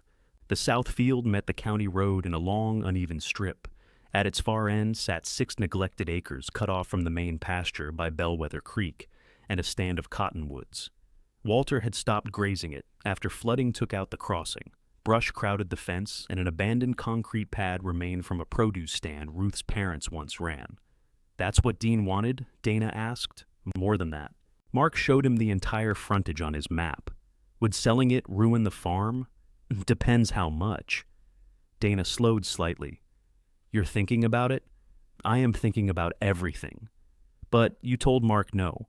"I told Mark he could not sell my property to rescue his company before your father's funeral." "That sounds like a no." It was a no to Mark. Dana glanced at her. "You'd sell some of it?" "If selling 6 useless acres pays for a furnace and repairs without touching the working ground, perhaps." Mark will say he was right. Mark once predicted rain during a thunderstorm. We survived his victory. Dana smiled, then grew serious. "Would you help him? With the proceeds?" "Yes." Ruth looked through the window at Bellwether Creek, flashing between bare trees. "I've helped him for years." That isn't an answer. It is the answer he dislikes. Back at the house, Mark unloaded the dresser without coming inside. He placed the feed sack quilt on the kitchen table, handed Ruth the bill for professional cleaning, and accepted the spare shed key only long enough to remove another trailer. Before leaving, he looked toward the farm map spread beside Ruth's repair estimates. You considering Dean's offer now? I'm considering 6 acres beyond the creek. His laugh was bitter. So selling is practical when it's your idea. Yes. The blunt answer stopped him. Ruth came onto the porch. The sale was never the only problem, Mark. You decided the farm, the money, and my future were available because Walter died. I was trying to save what he left. He did not leave me. Mark looked away. Ruth continued more quietly. I am still here. That is the part you keep treating as an inconvenience. He opened his truck door but did not climb in. If you sell to some stranger and give the rest to Sam, don't call it family land anymore. I haven't decided what I'm doing with the rest. I know what Dad wanted. So do I, Ruth said. I'm finally asking what I want. Mark drove away. Dana carried the quilt into the laundry room and began reading the cleaner's instructions. Ruth remained on the porch, watching the truck pass the neglected parcel and disappear at the road. For 44 years, she and Walter had answered nearly every difficult question with later. Repair the crossing later. Clarify the will later. Tell Mark the farm was hers later. Decide what old age would look like later. Later had arrived without asking permission. Ruth went inside, took a pencil, and drew a careful line around 6 acres on the map. Then, after studying it, she erased the line and drew it again herself. The pencil line changed the question. Ruth no longer looked at the entire farm as one enormous thing she either kept or surrendered. She looked at the 6 acres beyond the creek. Brush, broken fence, the concrete pad, and a low corner that held water after heavy rain. Her parents had sold tomatoes there from a striped canvas awning. Walter had once proposed turning the pad into a machinery parking area, then decided the crossing cost too much to repair. Sam and Elise walked it with her the following morning. Elise pushed through blackberry canes and stood on the cracked concrete. Somebody could use this. That is what people say about things before sending a truck, Ruth replied. I didn't say clear it out. I said use it. Sam studied the creek bank. If it's separated, keep the old crossing with the farm. We need access for fence repair. Ruth marked the crossing on her map. Anything else? Drainage easement along the ditch, Elise said. If somebody fills that low side, water will back into the south field. Ruth marked that too. Walter would have conducted the walk by making declarations until everyone grew tired enough to agree. Ruth asked questions, wrote answers, and discovered that this took longer but required less shouting. Back at the farmhouse, she called Dean Caldwell. I owe you an apology for the way our first meeting ended, Dean said. You left before anyone threw something. I considered you the winner. He laughed cautiously. Ruth explained what she might sell and what she would not. 6 acres only, no creek crossing, no access through the working fields. Dean listened, asked practical questions, and said he would look at the revised boundary. Mark handling this for you? He asked. No. Another small pause. I only ask because he made the introduction. He introduced you to land he did not own. Understood. Do you? Yes, ma'am. Good. Come Thursday at 10. Bring boots. Dean arrived in boots. Lorna sat at the kitchen table with a notebook, not because Ruth needed a chaperone, but because Lorna enjoyed watching men explain numbers under observation. Sam joined them to answer questions about drainage. Dean brought an aerial map and an offer low enough that Ruth did not feel tempted to accept it. She pushed the paper back. That barely pays for separating the parcel. It's rough ground. It has county road frontage and utilities nearby. It also floods. The low corner holds water. If it flooded, you would have worn fishing pants. Lorna wrote fishing pants in her notebook. Dean took a sip of coffee. What number did you have in mind? Ruth told him. He whistled softly. Mark led me to believe the family wanted a quick sale. Mark also led you to believe he represented the owner. Fair point. They moved toward a middle number. Dean wanted 60 days to inspect the ground and confirm utility access. Ruth agreed to 30. He wanted the parcel line closer to the creek. Ruth refused. He offered to pay half the cost of the boundary survey. Ruth asked for all of it.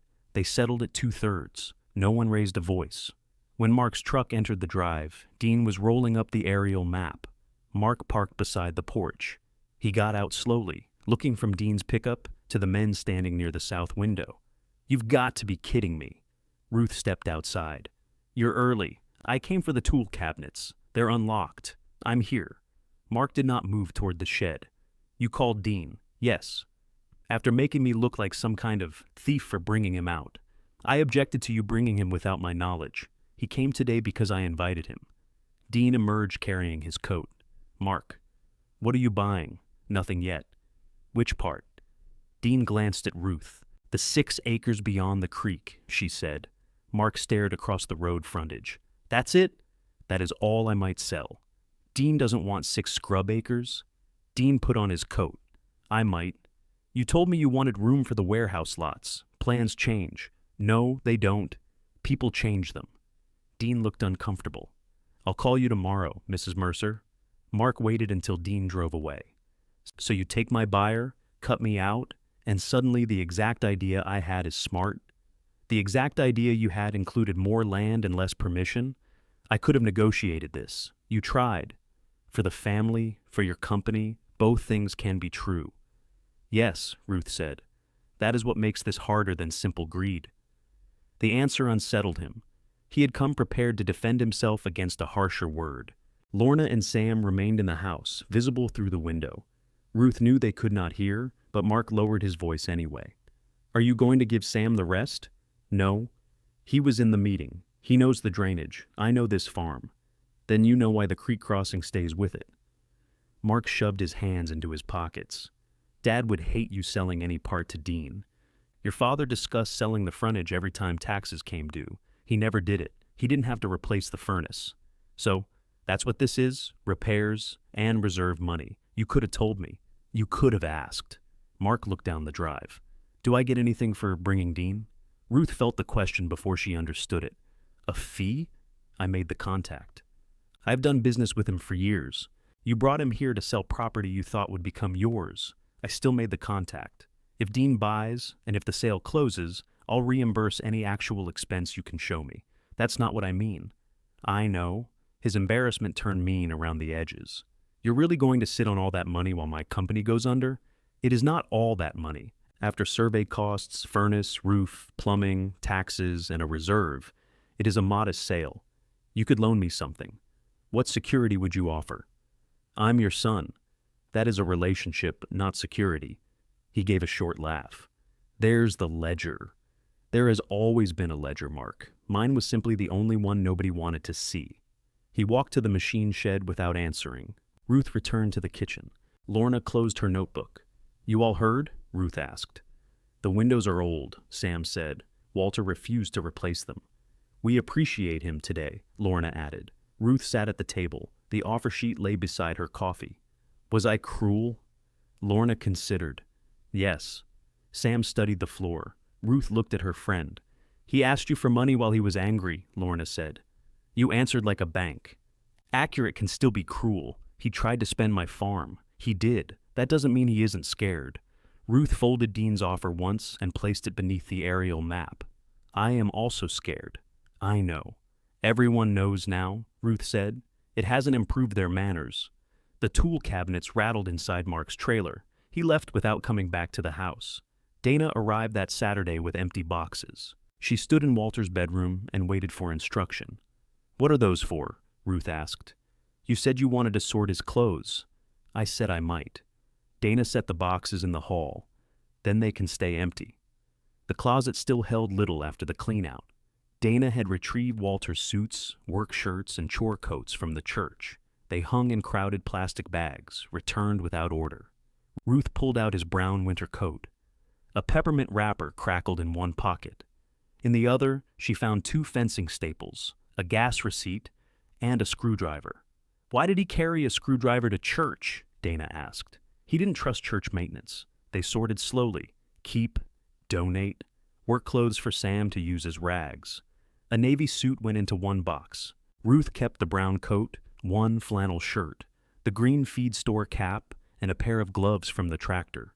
Each choice hurt, but it hurt cleanly. No truck idled outside. No stranger waited to decide whether a sleeve belonged in resale or recycling. Dana asked before folding anything.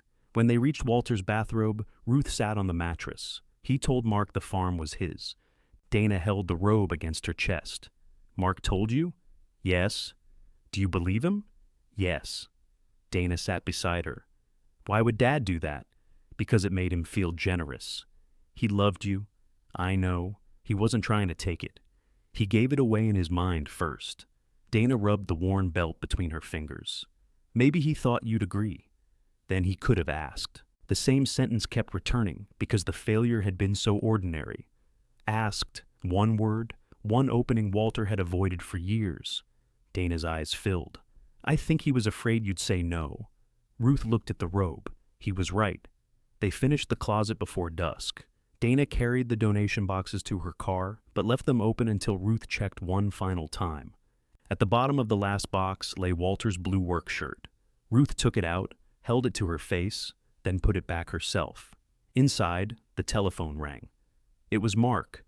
I found the dealer who bought Calhoun's furniture lot, he said without greeting. The walnut desk went to an antique mall outside Lebanon. They still have it. And the sewing table? Dealer says he sold it from his truck. Cash.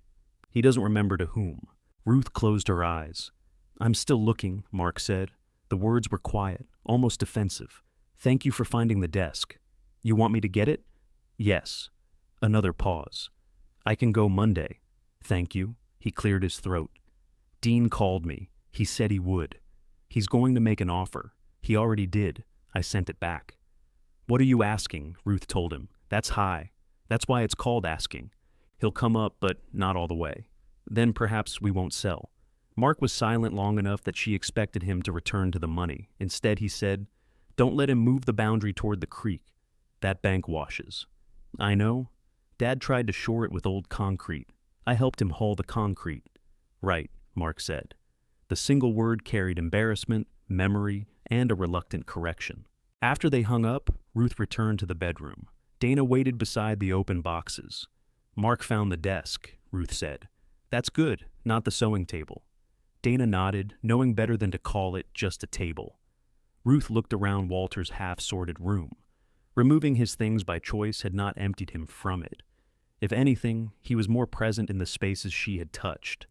She closed the donation boxes. This time, when they left the house, Ruth was the one who turned off the bedroom light. The walnut desk returned on Monday with Mark driving it. He backed his truck to the porch and lowered the tailgate. The desk was smaller than Ruth remembered, its legs thin and slightly bowed. A white price tag hung from one drawer. $310. They gave me a discount, Mark said, because I told them it had been sold without permission. How much? $250. Ruth reached for her checkbook. Don't. You paid for it, I'm aware. And you'll be reimbursed. Can one thing not become a transaction? It became a transaction when you sold it. Mark stood beside the desk, hands braced on the tailgate. I'm trying to return it, and I'm trying not to owe gratitude for receiving my own property. So, write the check. Put stolen desk in the memo so the bank knows what kind of man I am. Nothing was stolen. Could have fooled me. Ruth closed the checkbook. You want forgiveness to arrive disguised as furniture. I want you to stop talking to me like I'm one of your bad accounts.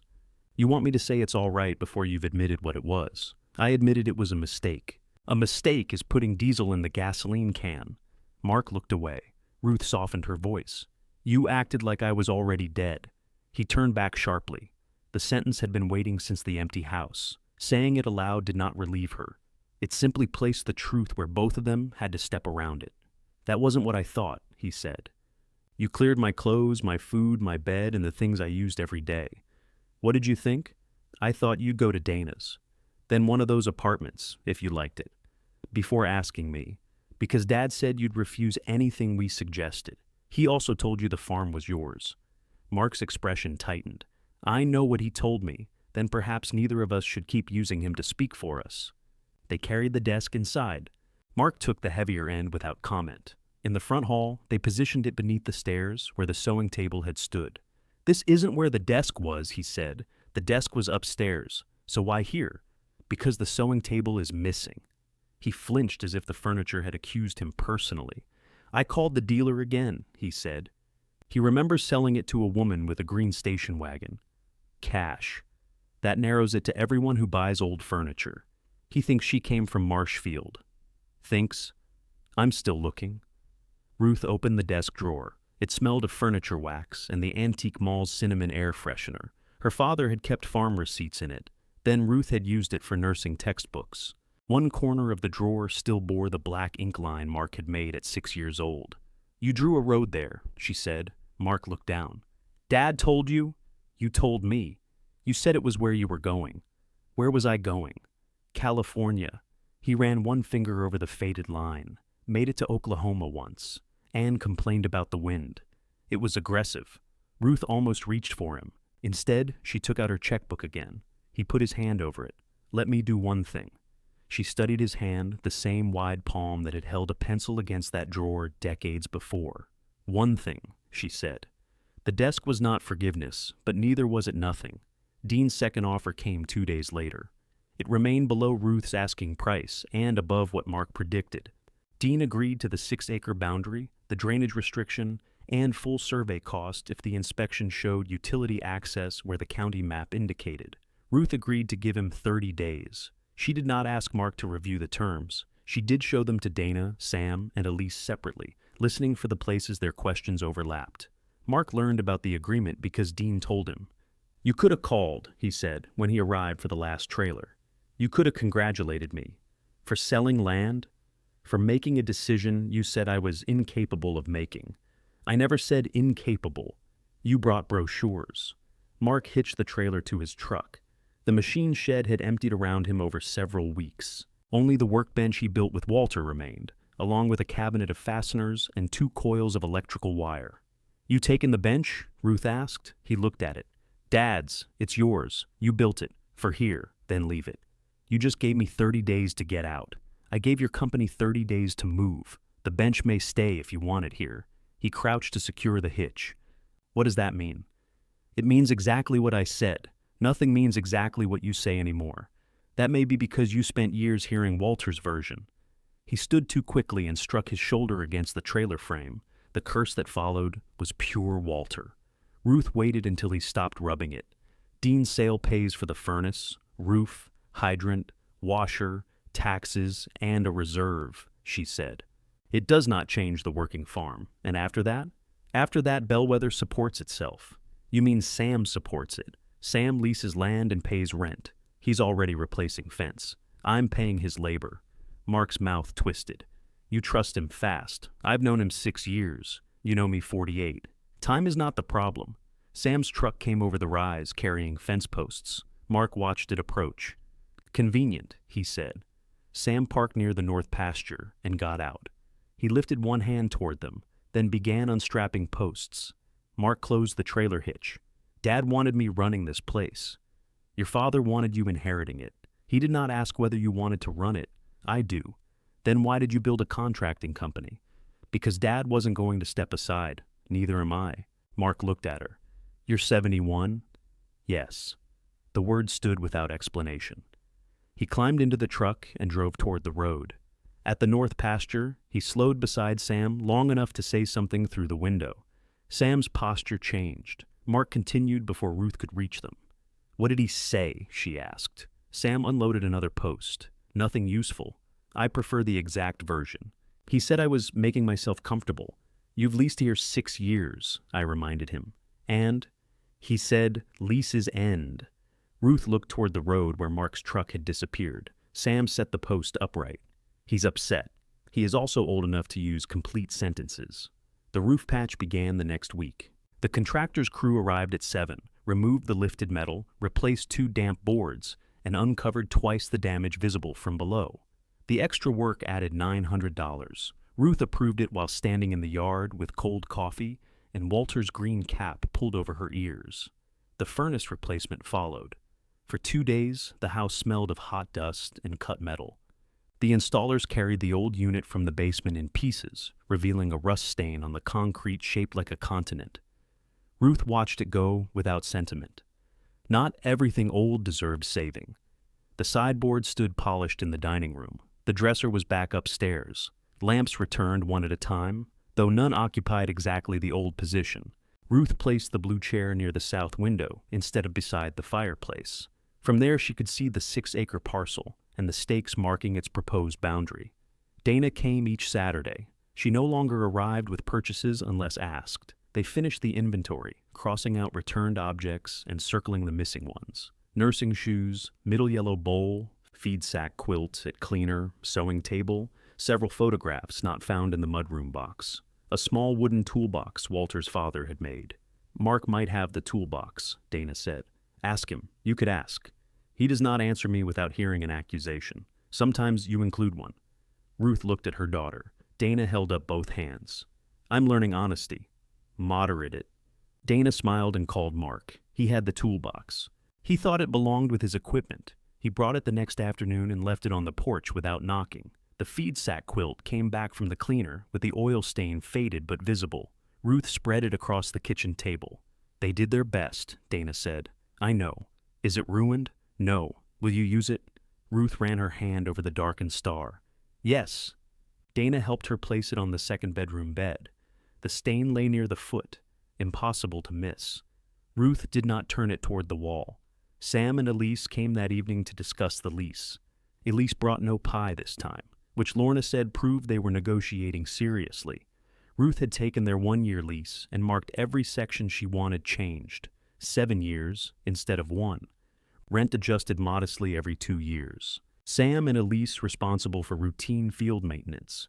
Ruth responsible for structures and major systems. Improvements approved beforehand and credited according to written costs. The house, machine shed, and 6 acres around them remained under Ruth's exclusive control. Sam read the draft twice. 7 years? He asked. You said stable acreage. We did. You look alarmed. I'm trying not to look pleased before we finished negotiating. Elise was less cautious.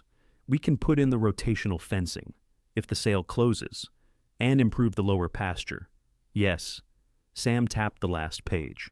What happens if you decide to sell the main farm? You receive first opportunity to make an offer, not a promise that you can buy it, an opportunity. And if something happens to you? Elise asked. Ruth looked at the words. The question did not feel like a threat from them. It felt like weather, impersonal, unavoidable, worth planning for. The lease continues, she said. Whoever comes after me takes it with the farm. Sam leaned back. Mark won't like that. Mark is not signing. Lorna, sitting by the window, said, I like meetings where my duties are clear. They negotiated until the coffee cooled. Sam asked for 10 years. Ruth offered 8. They settled on 9, with a review after 5. Elise requested use of the lower barn for equipment and feed. Ruth agreed. Ruth insisted that neither could assign the lease without her permission. They agreed. No one called it family. The word was not needed to make the arrangement careful or fair. When Sam and Elise left, Lorna gathered the cups. You know Mark will hear about this before breakfast. Small towns are efficient. You gonna tell him first? Ruth looked at the 9-year lease, still unsigned, lying where Walter once spread seed catalogs. Yes, she said. This time, I'm going to ask him to hear it from the person who owns the farm. Ruth called Mark before she could turn the decision into a letter. I need you to come by tonight. What's wrong? Nothing is wrong. You only say that when something is. I want to tell you about the farm before somebody else does. Silence tightened on the line. What time? 6. Dana coming? No. Lorna? She has been banned from negotiations after writing fishing pants in the official record. Mark almost laughed. What? 6 o'clock. He arrived at 6:15 carrying no coat despite the cold. Ruth had made chili because it could remain edible through an argument. She set 2 bowls on the kitchen table, along with crackers and the lease draft turned face down. Mark noticed the papers before he sat. Dean? No. Sam and Elise. He did not touch his spoon. Ruth turned the draft over. I'm offering them a 9-year lease on the working ground. His face changed slowly. First confusion, then understanding, then the particular anger of a person discovering that something had progressed without him. 9 years. Yes. You haven't signed? Not yet. So, you're asking my opinion. I'm telling you before I sign. That isn't the same. No. Mark pushed the lease away without reading it. You said you weren't giving them the farm. I'm not. 9 years might as well be forever. It is 9 years. If you die during it, the lease continues. He stood and went to the sink, though he had nothing to carry there. Outside the dark window, the yard light shone across the roof of the machine shed. You wrote that in? He asked. Yes. Why? Because stability that lasts only as long as my pulse is not stability. He turned. You're tying my hands after you're gone. I am making an agreement while I am here. Same result. To you, perhaps. Mark braced both hands against the counter. Dad spent his whole life keeping that farm in the family. Your father spent his whole life living on land that came from my family. You really enjoy saying that now? No, I dislike how often it needs saying.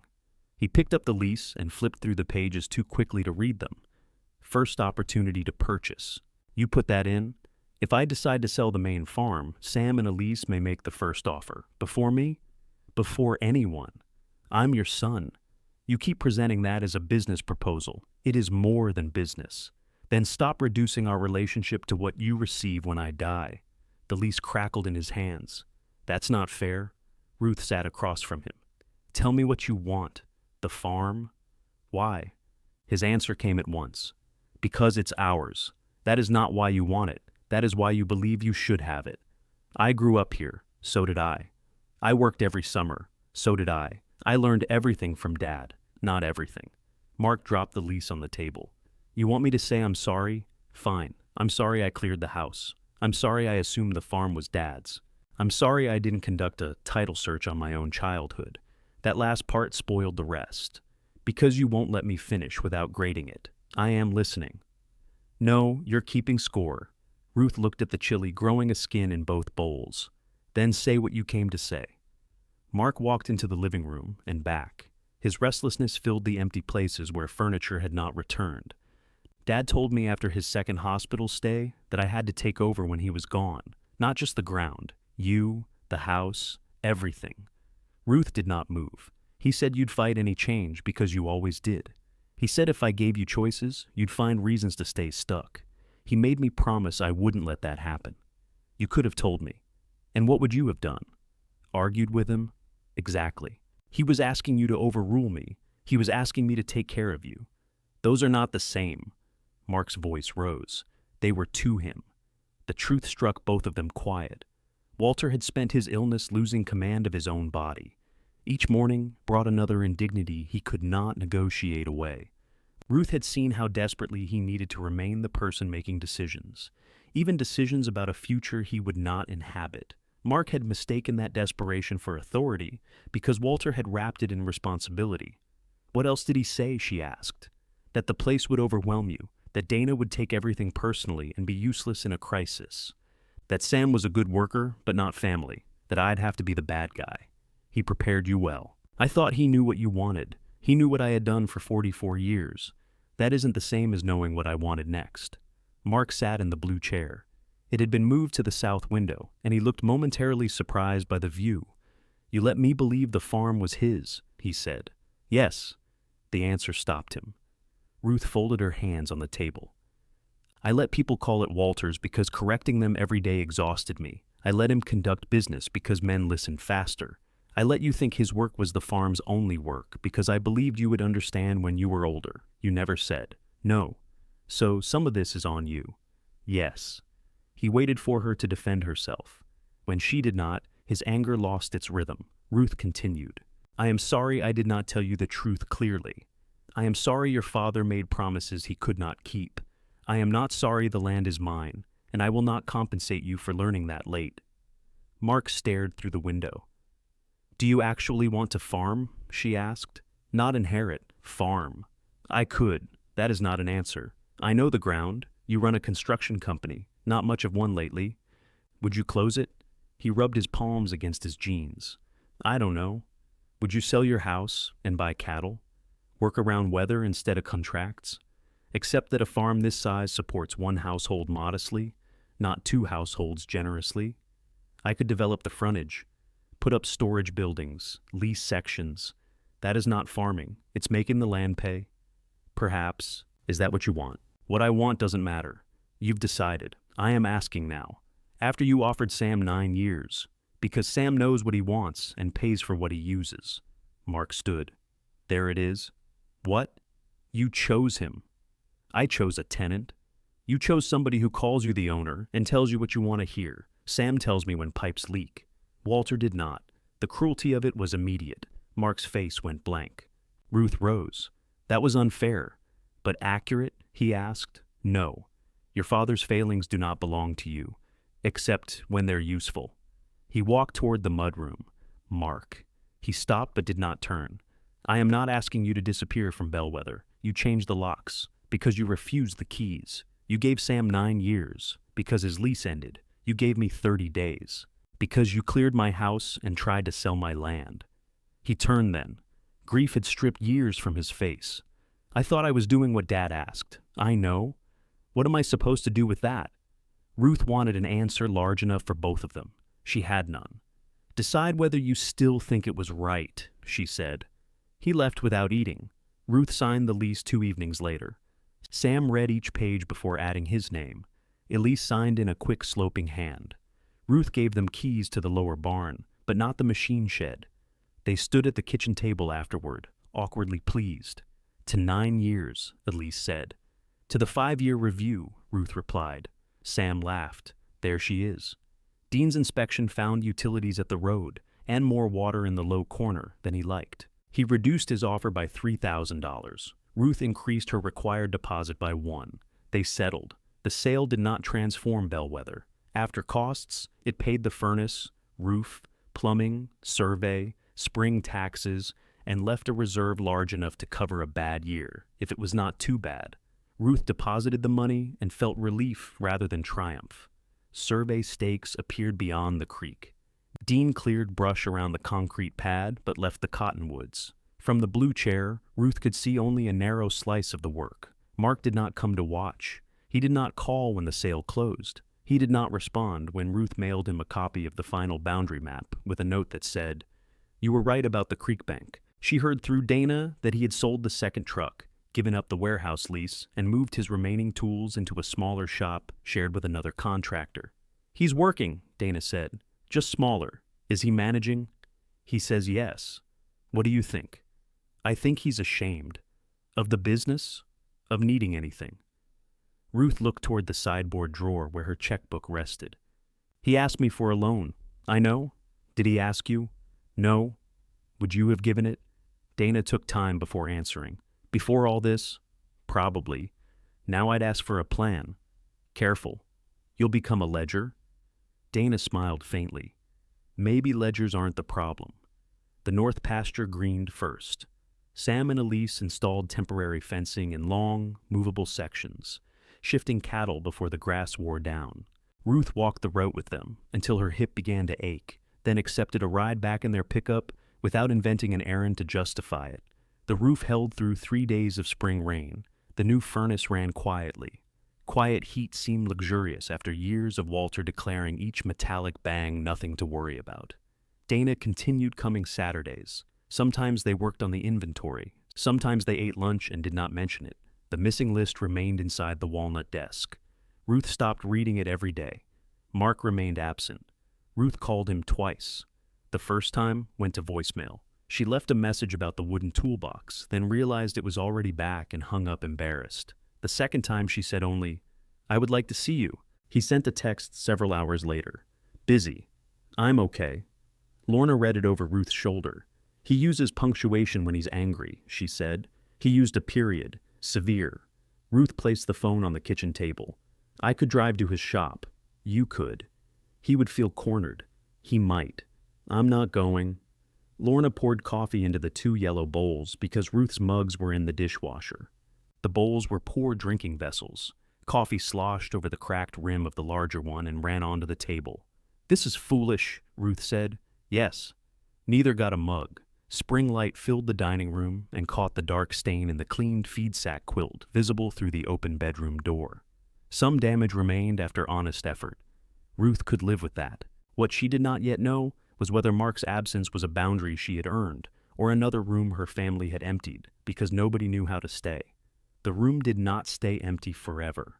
Summer began announcing itself in the wet green smell rising from the pastures. The cottonwoods leafed out along Bellwether Creek, hiding most of Dean's 6-acre parcel from the house.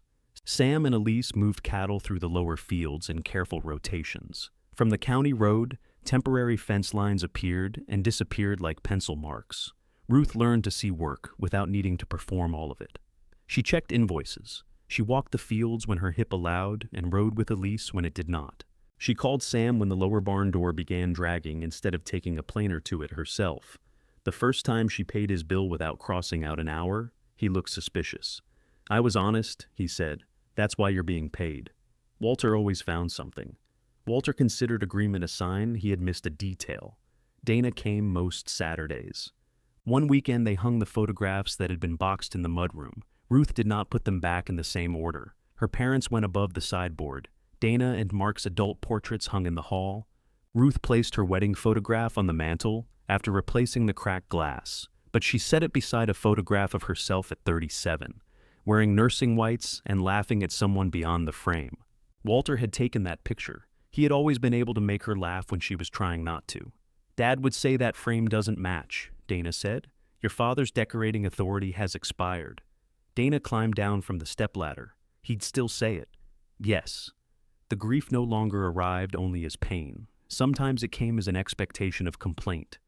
Sometimes Ruth caught herself buying the crackers Walter liked and stood in the grocery aisle holding a box neither of them needed. She began keeping a list of things he would have disliked about the new arrangement: quiet furnace, paid labor, rotational grazing. Lorna called the list a healthy use of spite. Mark's name did not appear on it. He sent Dana a photograph of the first wall completed by his smaller company. Dana showed Ruth without saying she had been asked to. The wall was straight. The crew consisted of Mark and one other man. "He looks tired," Ruth said. "He is. Is he eating?" "He's 48. That wasn't my question." "He says he is." Ruth looked at the photograph again. "Your brother lies when the truth sounds like need." Dana put away the phone. "So do you." A storm came out of the west on a Thursday afternoon, bruising the sky above the ridge. Ruth watched it gather from the blue chair. The weather radio said heavy wind and possible hail. Walter would have gone outside to secure things only after the first lightning strike, because danger made preparation feel more worthwhile. Ruth closed the windows, unplugged the television, and called Sam. "You get your equipment under cover?" "Doing it now." The machine shed. Everything's shut. The wind hit before the rain. Cottonwood branches bent white side up. Gravel skittered across the drive. Ruth heard a metallic crack, followed by a long tearing sound that rose over the thunder. A section of roofing peeled from the west side of the machine shed. It lifted once like a dark wing and folded backward over the ridge. Rain drove into the opening. Ruth's first impulse was to run outside. Her second was to remember that sheet metal, lightning, and 71-year-old women did not improve one another. She stayed inside. Sam's truck came over the rise as the storm weakened. Elise was with him, both wearing rain gear. They pulled the tractor away from the open bay, covered Mark's workbench and cabinet with tarps, and secured another tarp over the damaged section from inside. Dana called before Ruth could call her. "I saw the weather alert." "Are you okay?" "Yes, the house. Fine. The barns." Machine shed lost part of the west roof. "Where's Sam?" "In it. I'm calling Mark." "Dana, he needs to know about his bench." "The bench is covered. He needs to know." Ruth heard the old instinct in her daughter. Solve the discomfort by assembling everyone. "If you call him, tell him the truth. We are safe. His things are safe. Nobody is asking him to rescue us." "I know. Do you?" Dana sighed. "I will tell him exactly that." Mark arrived 40 minutes later with roofing straps, tarps, and a tool bag. The rain had slowed to a steady fall. He crossed the yard without a coat. Ruth met him on the porch. "We are safe. I got the message." "Your bench is covered." "I got that message too." "Then why aren't you wearing a coat?" He looked toward the shed. "Because apparently I retain one family trait." Inside, Sam stood on a ladder examining the torn metal from below. Elise held the ladder and directed his flashlight despite daylight. Mark surveyed the damage. That patch held. "This isn't the patch section," Sam said. "Wind got under the old west edge. I can see that." "Then we agree." Elise looked between them. A historic occasion. Mark set down his tool bag. "You need to screw the remaining sheets to the purlins before the next gust." "That was the plan," Sam said. "You have long screws?" "In the truck." "Rubber washers?" "In the truck." Mark glanced toward Ruth, disappointed by Sam's preparedness. "I can go home if that would improve things," Sam said. "No," Ruth replied. Mark opened his tool bag. "I've got better screws." They worked together because the roof left them little space for performance. Mark climbed the ladder. Sam passed tools. Elise organized the damaged metal and made both men come down when lightning sounded again. Ruth stayed near the doorway, dry enough to be useful and distant enough not to interfere. She made coffee in the house and brought it in a thermos. Mark accepted a cup without asking who had called whom. Rainwater pooled beneath the west bay. One tarp had slipped from the workbench. Mark pulled it straight and ran his hand across the top. "You kept it," he said. "You left it. I thought you'd tell Sam to use it." "Sam has a workbench." Mark glanced across the shed. "Where?" "His shop." "He has his own shop?" Sam took a drink of coffee. "Also my own tools," Elise said. "We came with full identities." Mark looked embarrassed. "That's not what I meant." Ruth leaned against the tractor. "You thought they were moving into your place." "They are." "No," Sam said. "We're leasing fields. Ruth still owns them. We do not sleep in the lower barn." "Not after the snake," Elise added. Mark gave a reluctant smile. They secured the roof enough to last until dry weather. Mark wrote down the metal measurements on the back of a material receipt. "I can order panels tomorrow," he told Ruth. "Submit a bid." He stared at her. "Labor included," she added. "You're serious?" "Yes." "You're going to compare me against somebody else after I came out in a storm?" "I will compare the price. I already know your work." Something eased in his face. "Not pleasure exactly. Recognition." "I'll have it to you Monday," he said. He packed his tools. Sam and Elise left to check the lower barn. Ruth remained beside the workbench while Mark folded the wet tarp. "I didn't ask Dana to call you," she said. "I know. You came anyway. My tools were here. Your tools are a hammer and 3 screwdrivers. Valuable tools. You have 6 duplicates." He folded the tarp again, taking care with the corners. "I've driven past." Ruth waited. "A few times," he said. "At night." "Why?" "To see if the lights were on." "You could come inside." "I didn't know if I was allowed." The sentence brought them back to the changed locks, the empty house, and the key he had refused. "You are my son," Ruth said. "You are not an owner. Those facts can occupy the same room." He looked toward the open bay where rain tapped against the temporary covering. "I don't know how yet. Neither do I." Mark submitted his bid Monday morning. It was fair, fully itemized, and $80 lower than the contractor who had repaired the east section. Ruth accepted it. He arrived with 1 worker and replaced the torn panels over 2 clear days. Sam helped move the tractor, but did not interfere. Mark repaired the roof, reset the sagging west door, and added a proper edge strip so the wind could not lift it again. His invoice listed every hour. Ruth paid it in full. At the bottom of her check, she wrote, "Machine shed roof." Nothing else. Mark came inside for coffee after finishing. It was the first time he had sat at the kitchen table since the lease conversation. "The fence looks good," he said. "Sam and Elise know what they're doing." "I know." Ruth poured coffee. "Dean started clearing the parcel," Mark said. "I can hear the equipment some mornings. He's putting storage buildings there. Not my concern anymore. You don't mind?" "I sold it." He nodded as if learning the practical limits of possession from her. The lease remained unmentioned until he noticed a map pinned beside the calendar. Ruth had marked the rotational sections in colored pencil. 9 years? He asked. 9. What happens after? We review at 5 and decide before 9. And me? Ruth sat across from him. What do you want to happen? I still don't know. Then nothing has to be promised while you decide. He finished his coffee and left the cup in the sink. It was not an apology. It was, however, the first conversation in months that did not require one of them to win. Mark began coming occasionally for paid work. A gate hinge, gutter brackets, a loose porch rail Ruth had ignored, until Lorna shook it with both hands and announced that pride would not catch her on the steps. He never asked for a farm loan again.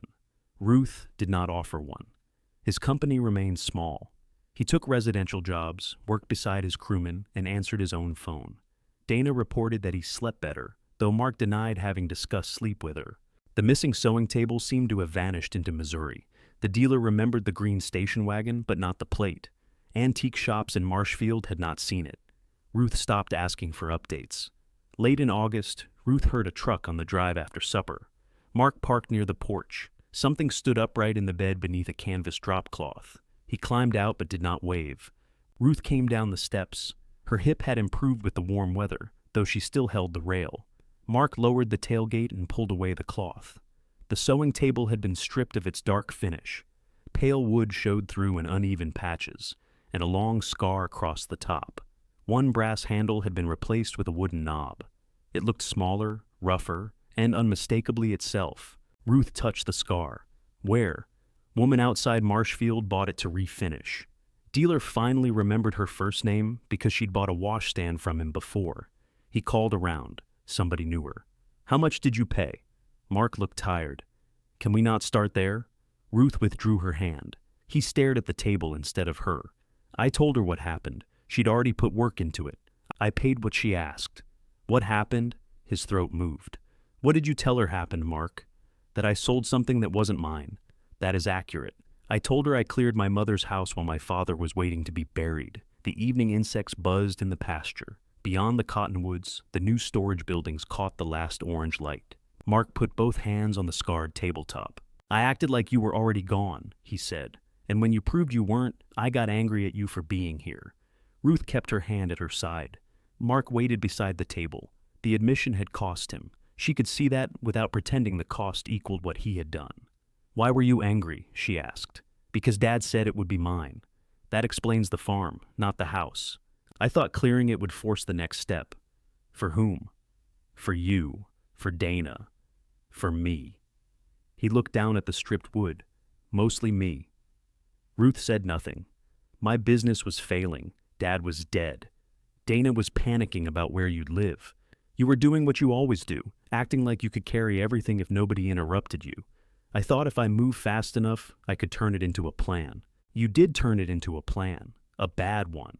A plan that required me not to object. Yes. The answer came without decoration. Mark ran his thumb along the wooden replacement knob. I told myself you'd be relieved once it was done, that you'd get angry, then realize we'd saved you from doing it. And when I didn't, I thought you were punishing me. I was protecting myself. I know that now. The pasture behind him had gone dark. A moth struck the porch light, recovered, and struck it again. Ruth touched the sewing table's scar. It ran almost the length of the top, deep enough to catch her fingernail. She sanded one side more than the other, Mark said. I can even it out.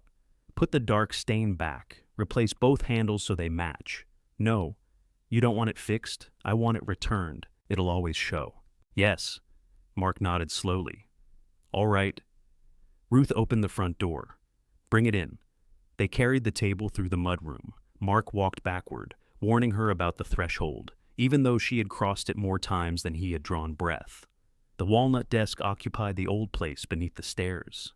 Together they moved it upstairs to the spare bedroom, where Ruth had decided to use it for farm records. Then they brought the sewing table into the hall. Its legs settled into the familiar marks on the floor. Ruth stood back. The pale, uneven finish looked wrong against the wall. The wooden knob looked foolish. The scar caught the lamplight. It was home. Mark remained near the stairs. Are you going to forgive me? I don't know what you mean by that. You know what forgive means. Does it mean you get a shed key? His mouth tightened. No.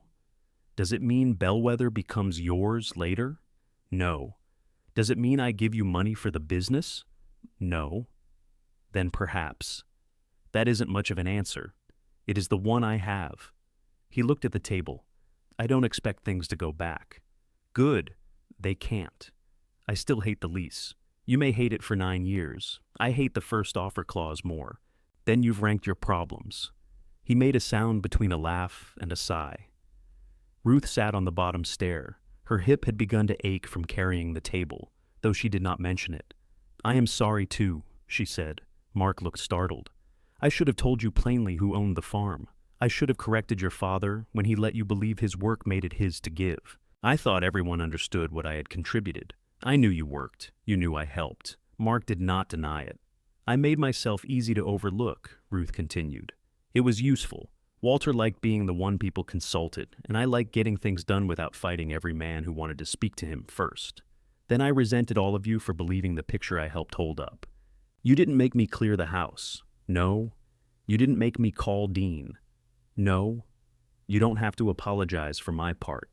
I am apologizing for mine. Do not get greedy. He leaned against the newel post, looking tired but less defended. What happens to the farm? He asked. Tonight? Eventually? Sam and Elise have 9 years. The 6 acres are sold. The working farm stays intact unless I decide otherwise. And after you, I will make arrangements, which means not me. It means I will not promise you something because you want relief from uncertainty. He stared at the scarred table. Dad promised because he loved me. Yes. You think that was wrong? I think love can make wrong promises. Mark rubbed his jaw. Could I make an offer someday if I decide to sell? Same as Sam? Not the same position, a fair one. He absorbed that. And if you never sell, then you will have to visit me. The laugh came out before he could stop it. Ruth smiled, then let the smile fade. You are welcome here, Mark. Your company is not entitled to free storage. You are welcome here. You do not own the house. You are my son. You do not inherit authority over me because your father died. I need you to learn that all of those things can be true at once. He nodded. I need words. I'm trying. So am I. Yes, he said. They can be true. He stayed for coffee. Before leaving, he looked once more at the sewing table. I can find a brass handle that matches the old one. That you may do. Dana cried when she saw the table. She arrived Saturday carrying groceries, stopped in the hall, and pressed one hand to her mouth. Oh, he found it. He did. Dana touched the scar, then the mismatched handles. Are you leaving it like this? For now, I have furniture polish. You always have furniture polish. It's useful. So is restraint. Dana set down the grocery bag.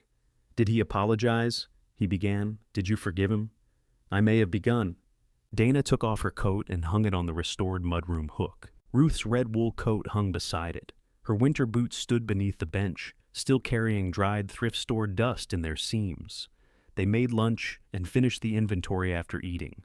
Dana crossed out the sewing table. The desk, sideboard, quilt, clothes, boots, and wooden toolbox were already crossed out. Several circles remained. Middle yellow bowl. Nursing shoes. 5 photographs. Small lamp from front hall. Coffee tin with spare keys. Ruth read the list.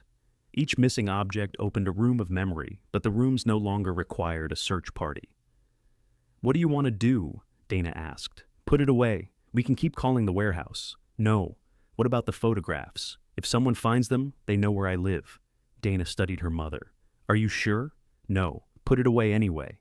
She folded the pages and placed them in the walnut desk upstairs. The drawer resisted halfway. Ruth lifted it slightly, the way her father had taught her, and it slid closed. On the stairs, Dana said, I need to say something. Ruth waited. I acted like if I organized it kindly, it wasn't cruel. The house was quiet around them. I packed your dresses like I was doing you a favor. I chose what you'd need. I let Glenda take your clothes. I threw away your shoes because they looked worn, and I kept thinking the real problem was that Mark moved too fast. You moved just as fast. Yes. Why? Dana sat one step below Ruth. Because Dad had been sick so long that I thought his death was the end of the emergency. Then I realized you were still here, and I didn't know what to do with the next part. So, you chose it for me. Yes. Ruth looked at Dana's hands. They were softer than hers, nails neatly shaped, one thumb marked with furniture polish. You ask now? Ruth said. I'm trying. It matters. Dana nodded. Is that forgiveness? Why is everyone in such a hurry to label it? So we know whether we can breathe. You may breathe. Dana smiled through tears. Generous. Warm weather settled over Bellwether. The 9-year lease began to alter the farm in small, visible ways. New fence posts stood straight along the lower pasture. Sam seeded thin patches instead of accepting them as permanent. Elise kept repair records so exact that Ruth began looking forward to their monthly meetings. Mark replaced the porch rail and submitted an invoice. Ruth paid it. He found a matching brass handle for the sewing table at an architectural salvage shop. He installed it without sanding the scar. Afterward, he stayed for dinner with Ruth and Dana. Nobody discussed the future of the farm. The first hay cutting came in clean and dry. Summer rain kept the pasture green through August. By early fall, Sam's leased crop ground produced enough that Elise proposed a harvest supper in the machine shed. Why the shed? Ruth asked. Because the roof doesn't leak, Mark said. He was repairing a loose latch on the west door, paid work added to the same invoice. Expensive dining room, Ruth said. You own it. Yes, she said. I do. They set up the returned kitchen table beneath the repaired roof and added 2 folding tables borrowed from Lorna's church. Ruth spread the unfinished linen runner from the sideboard along the center. One end still lacked a hem. "You're not going to finish that?" Dana asked. "It has waited 47 years. I dislike rushing it." Elise brought roast beef and potatoes. Sam carried in a pan of cornbread. Lorna arrived with 2 pies, both intentionally made, and placed them beside Walter's old tractor. Dana brought a bowl of green beans and a bowl of coleslaw in Ruth's recovered yellow bowls. The cracked rim of the larger one had been sealed by a ceramic repairman, though the line remained visible. "You used both," Ruth said. "That is generally what bowls are for. I thought you might be afraid. I have learned that objects prefer being consulted." Guests gathered slowly. The roofing contractor and his wife, Milt the locksmith, Skip the furnace repairman, and Boyd, who spent 10 minutes praising the straight new fence before realizing Sam had built it. Walter would have approved, Boyd told Ruth. He would have found one post to complain about. Sam raised his hand. He already marked it. Laughter moved beneath the roof. Ruth looked toward Walter's tractor, half expecting his green cap above the crowd. The cap was inside the house, hanging near the sewing table. She had chosen not to bring it. Mark was late. Nobody said so, but Dana checked the shed door each time a truck passed on the county road. Ruth placed food on her plate and ate while it was warm. The light had begun turning gold beyond the open bay when Mark's truck entered the drive. He parked beside Sam's pickup and came in wearing work clothes, dust caught in the creases of his sleeves. "Sorry," he said. "Job ran long." "You're 40 minutes late," Dana told him. "You want the repair finished or the apology on time?" "Both." Mark looked around the tables. Every chair appeared occupied from where he stood. For a moment, Ruth saw the old certainty leave him. He did not walk to the head of the table. He did not ask Sam to move or assume the chair beside Dana had been saved. He looked at Ruth. "Where do you want me?" There was an open chair at Ruth's left, hidden partly behind Lorna's purple coat. Ruth pointed to it. "Here." Mark crossed the shed. Sam moved his boots so he could pass. Dana handed him a plate. Elise passed the green beans in the cracked yellow bowl, and Mark accepted them with both hands. Above them, the repaired roof held the evening light in long silver lines.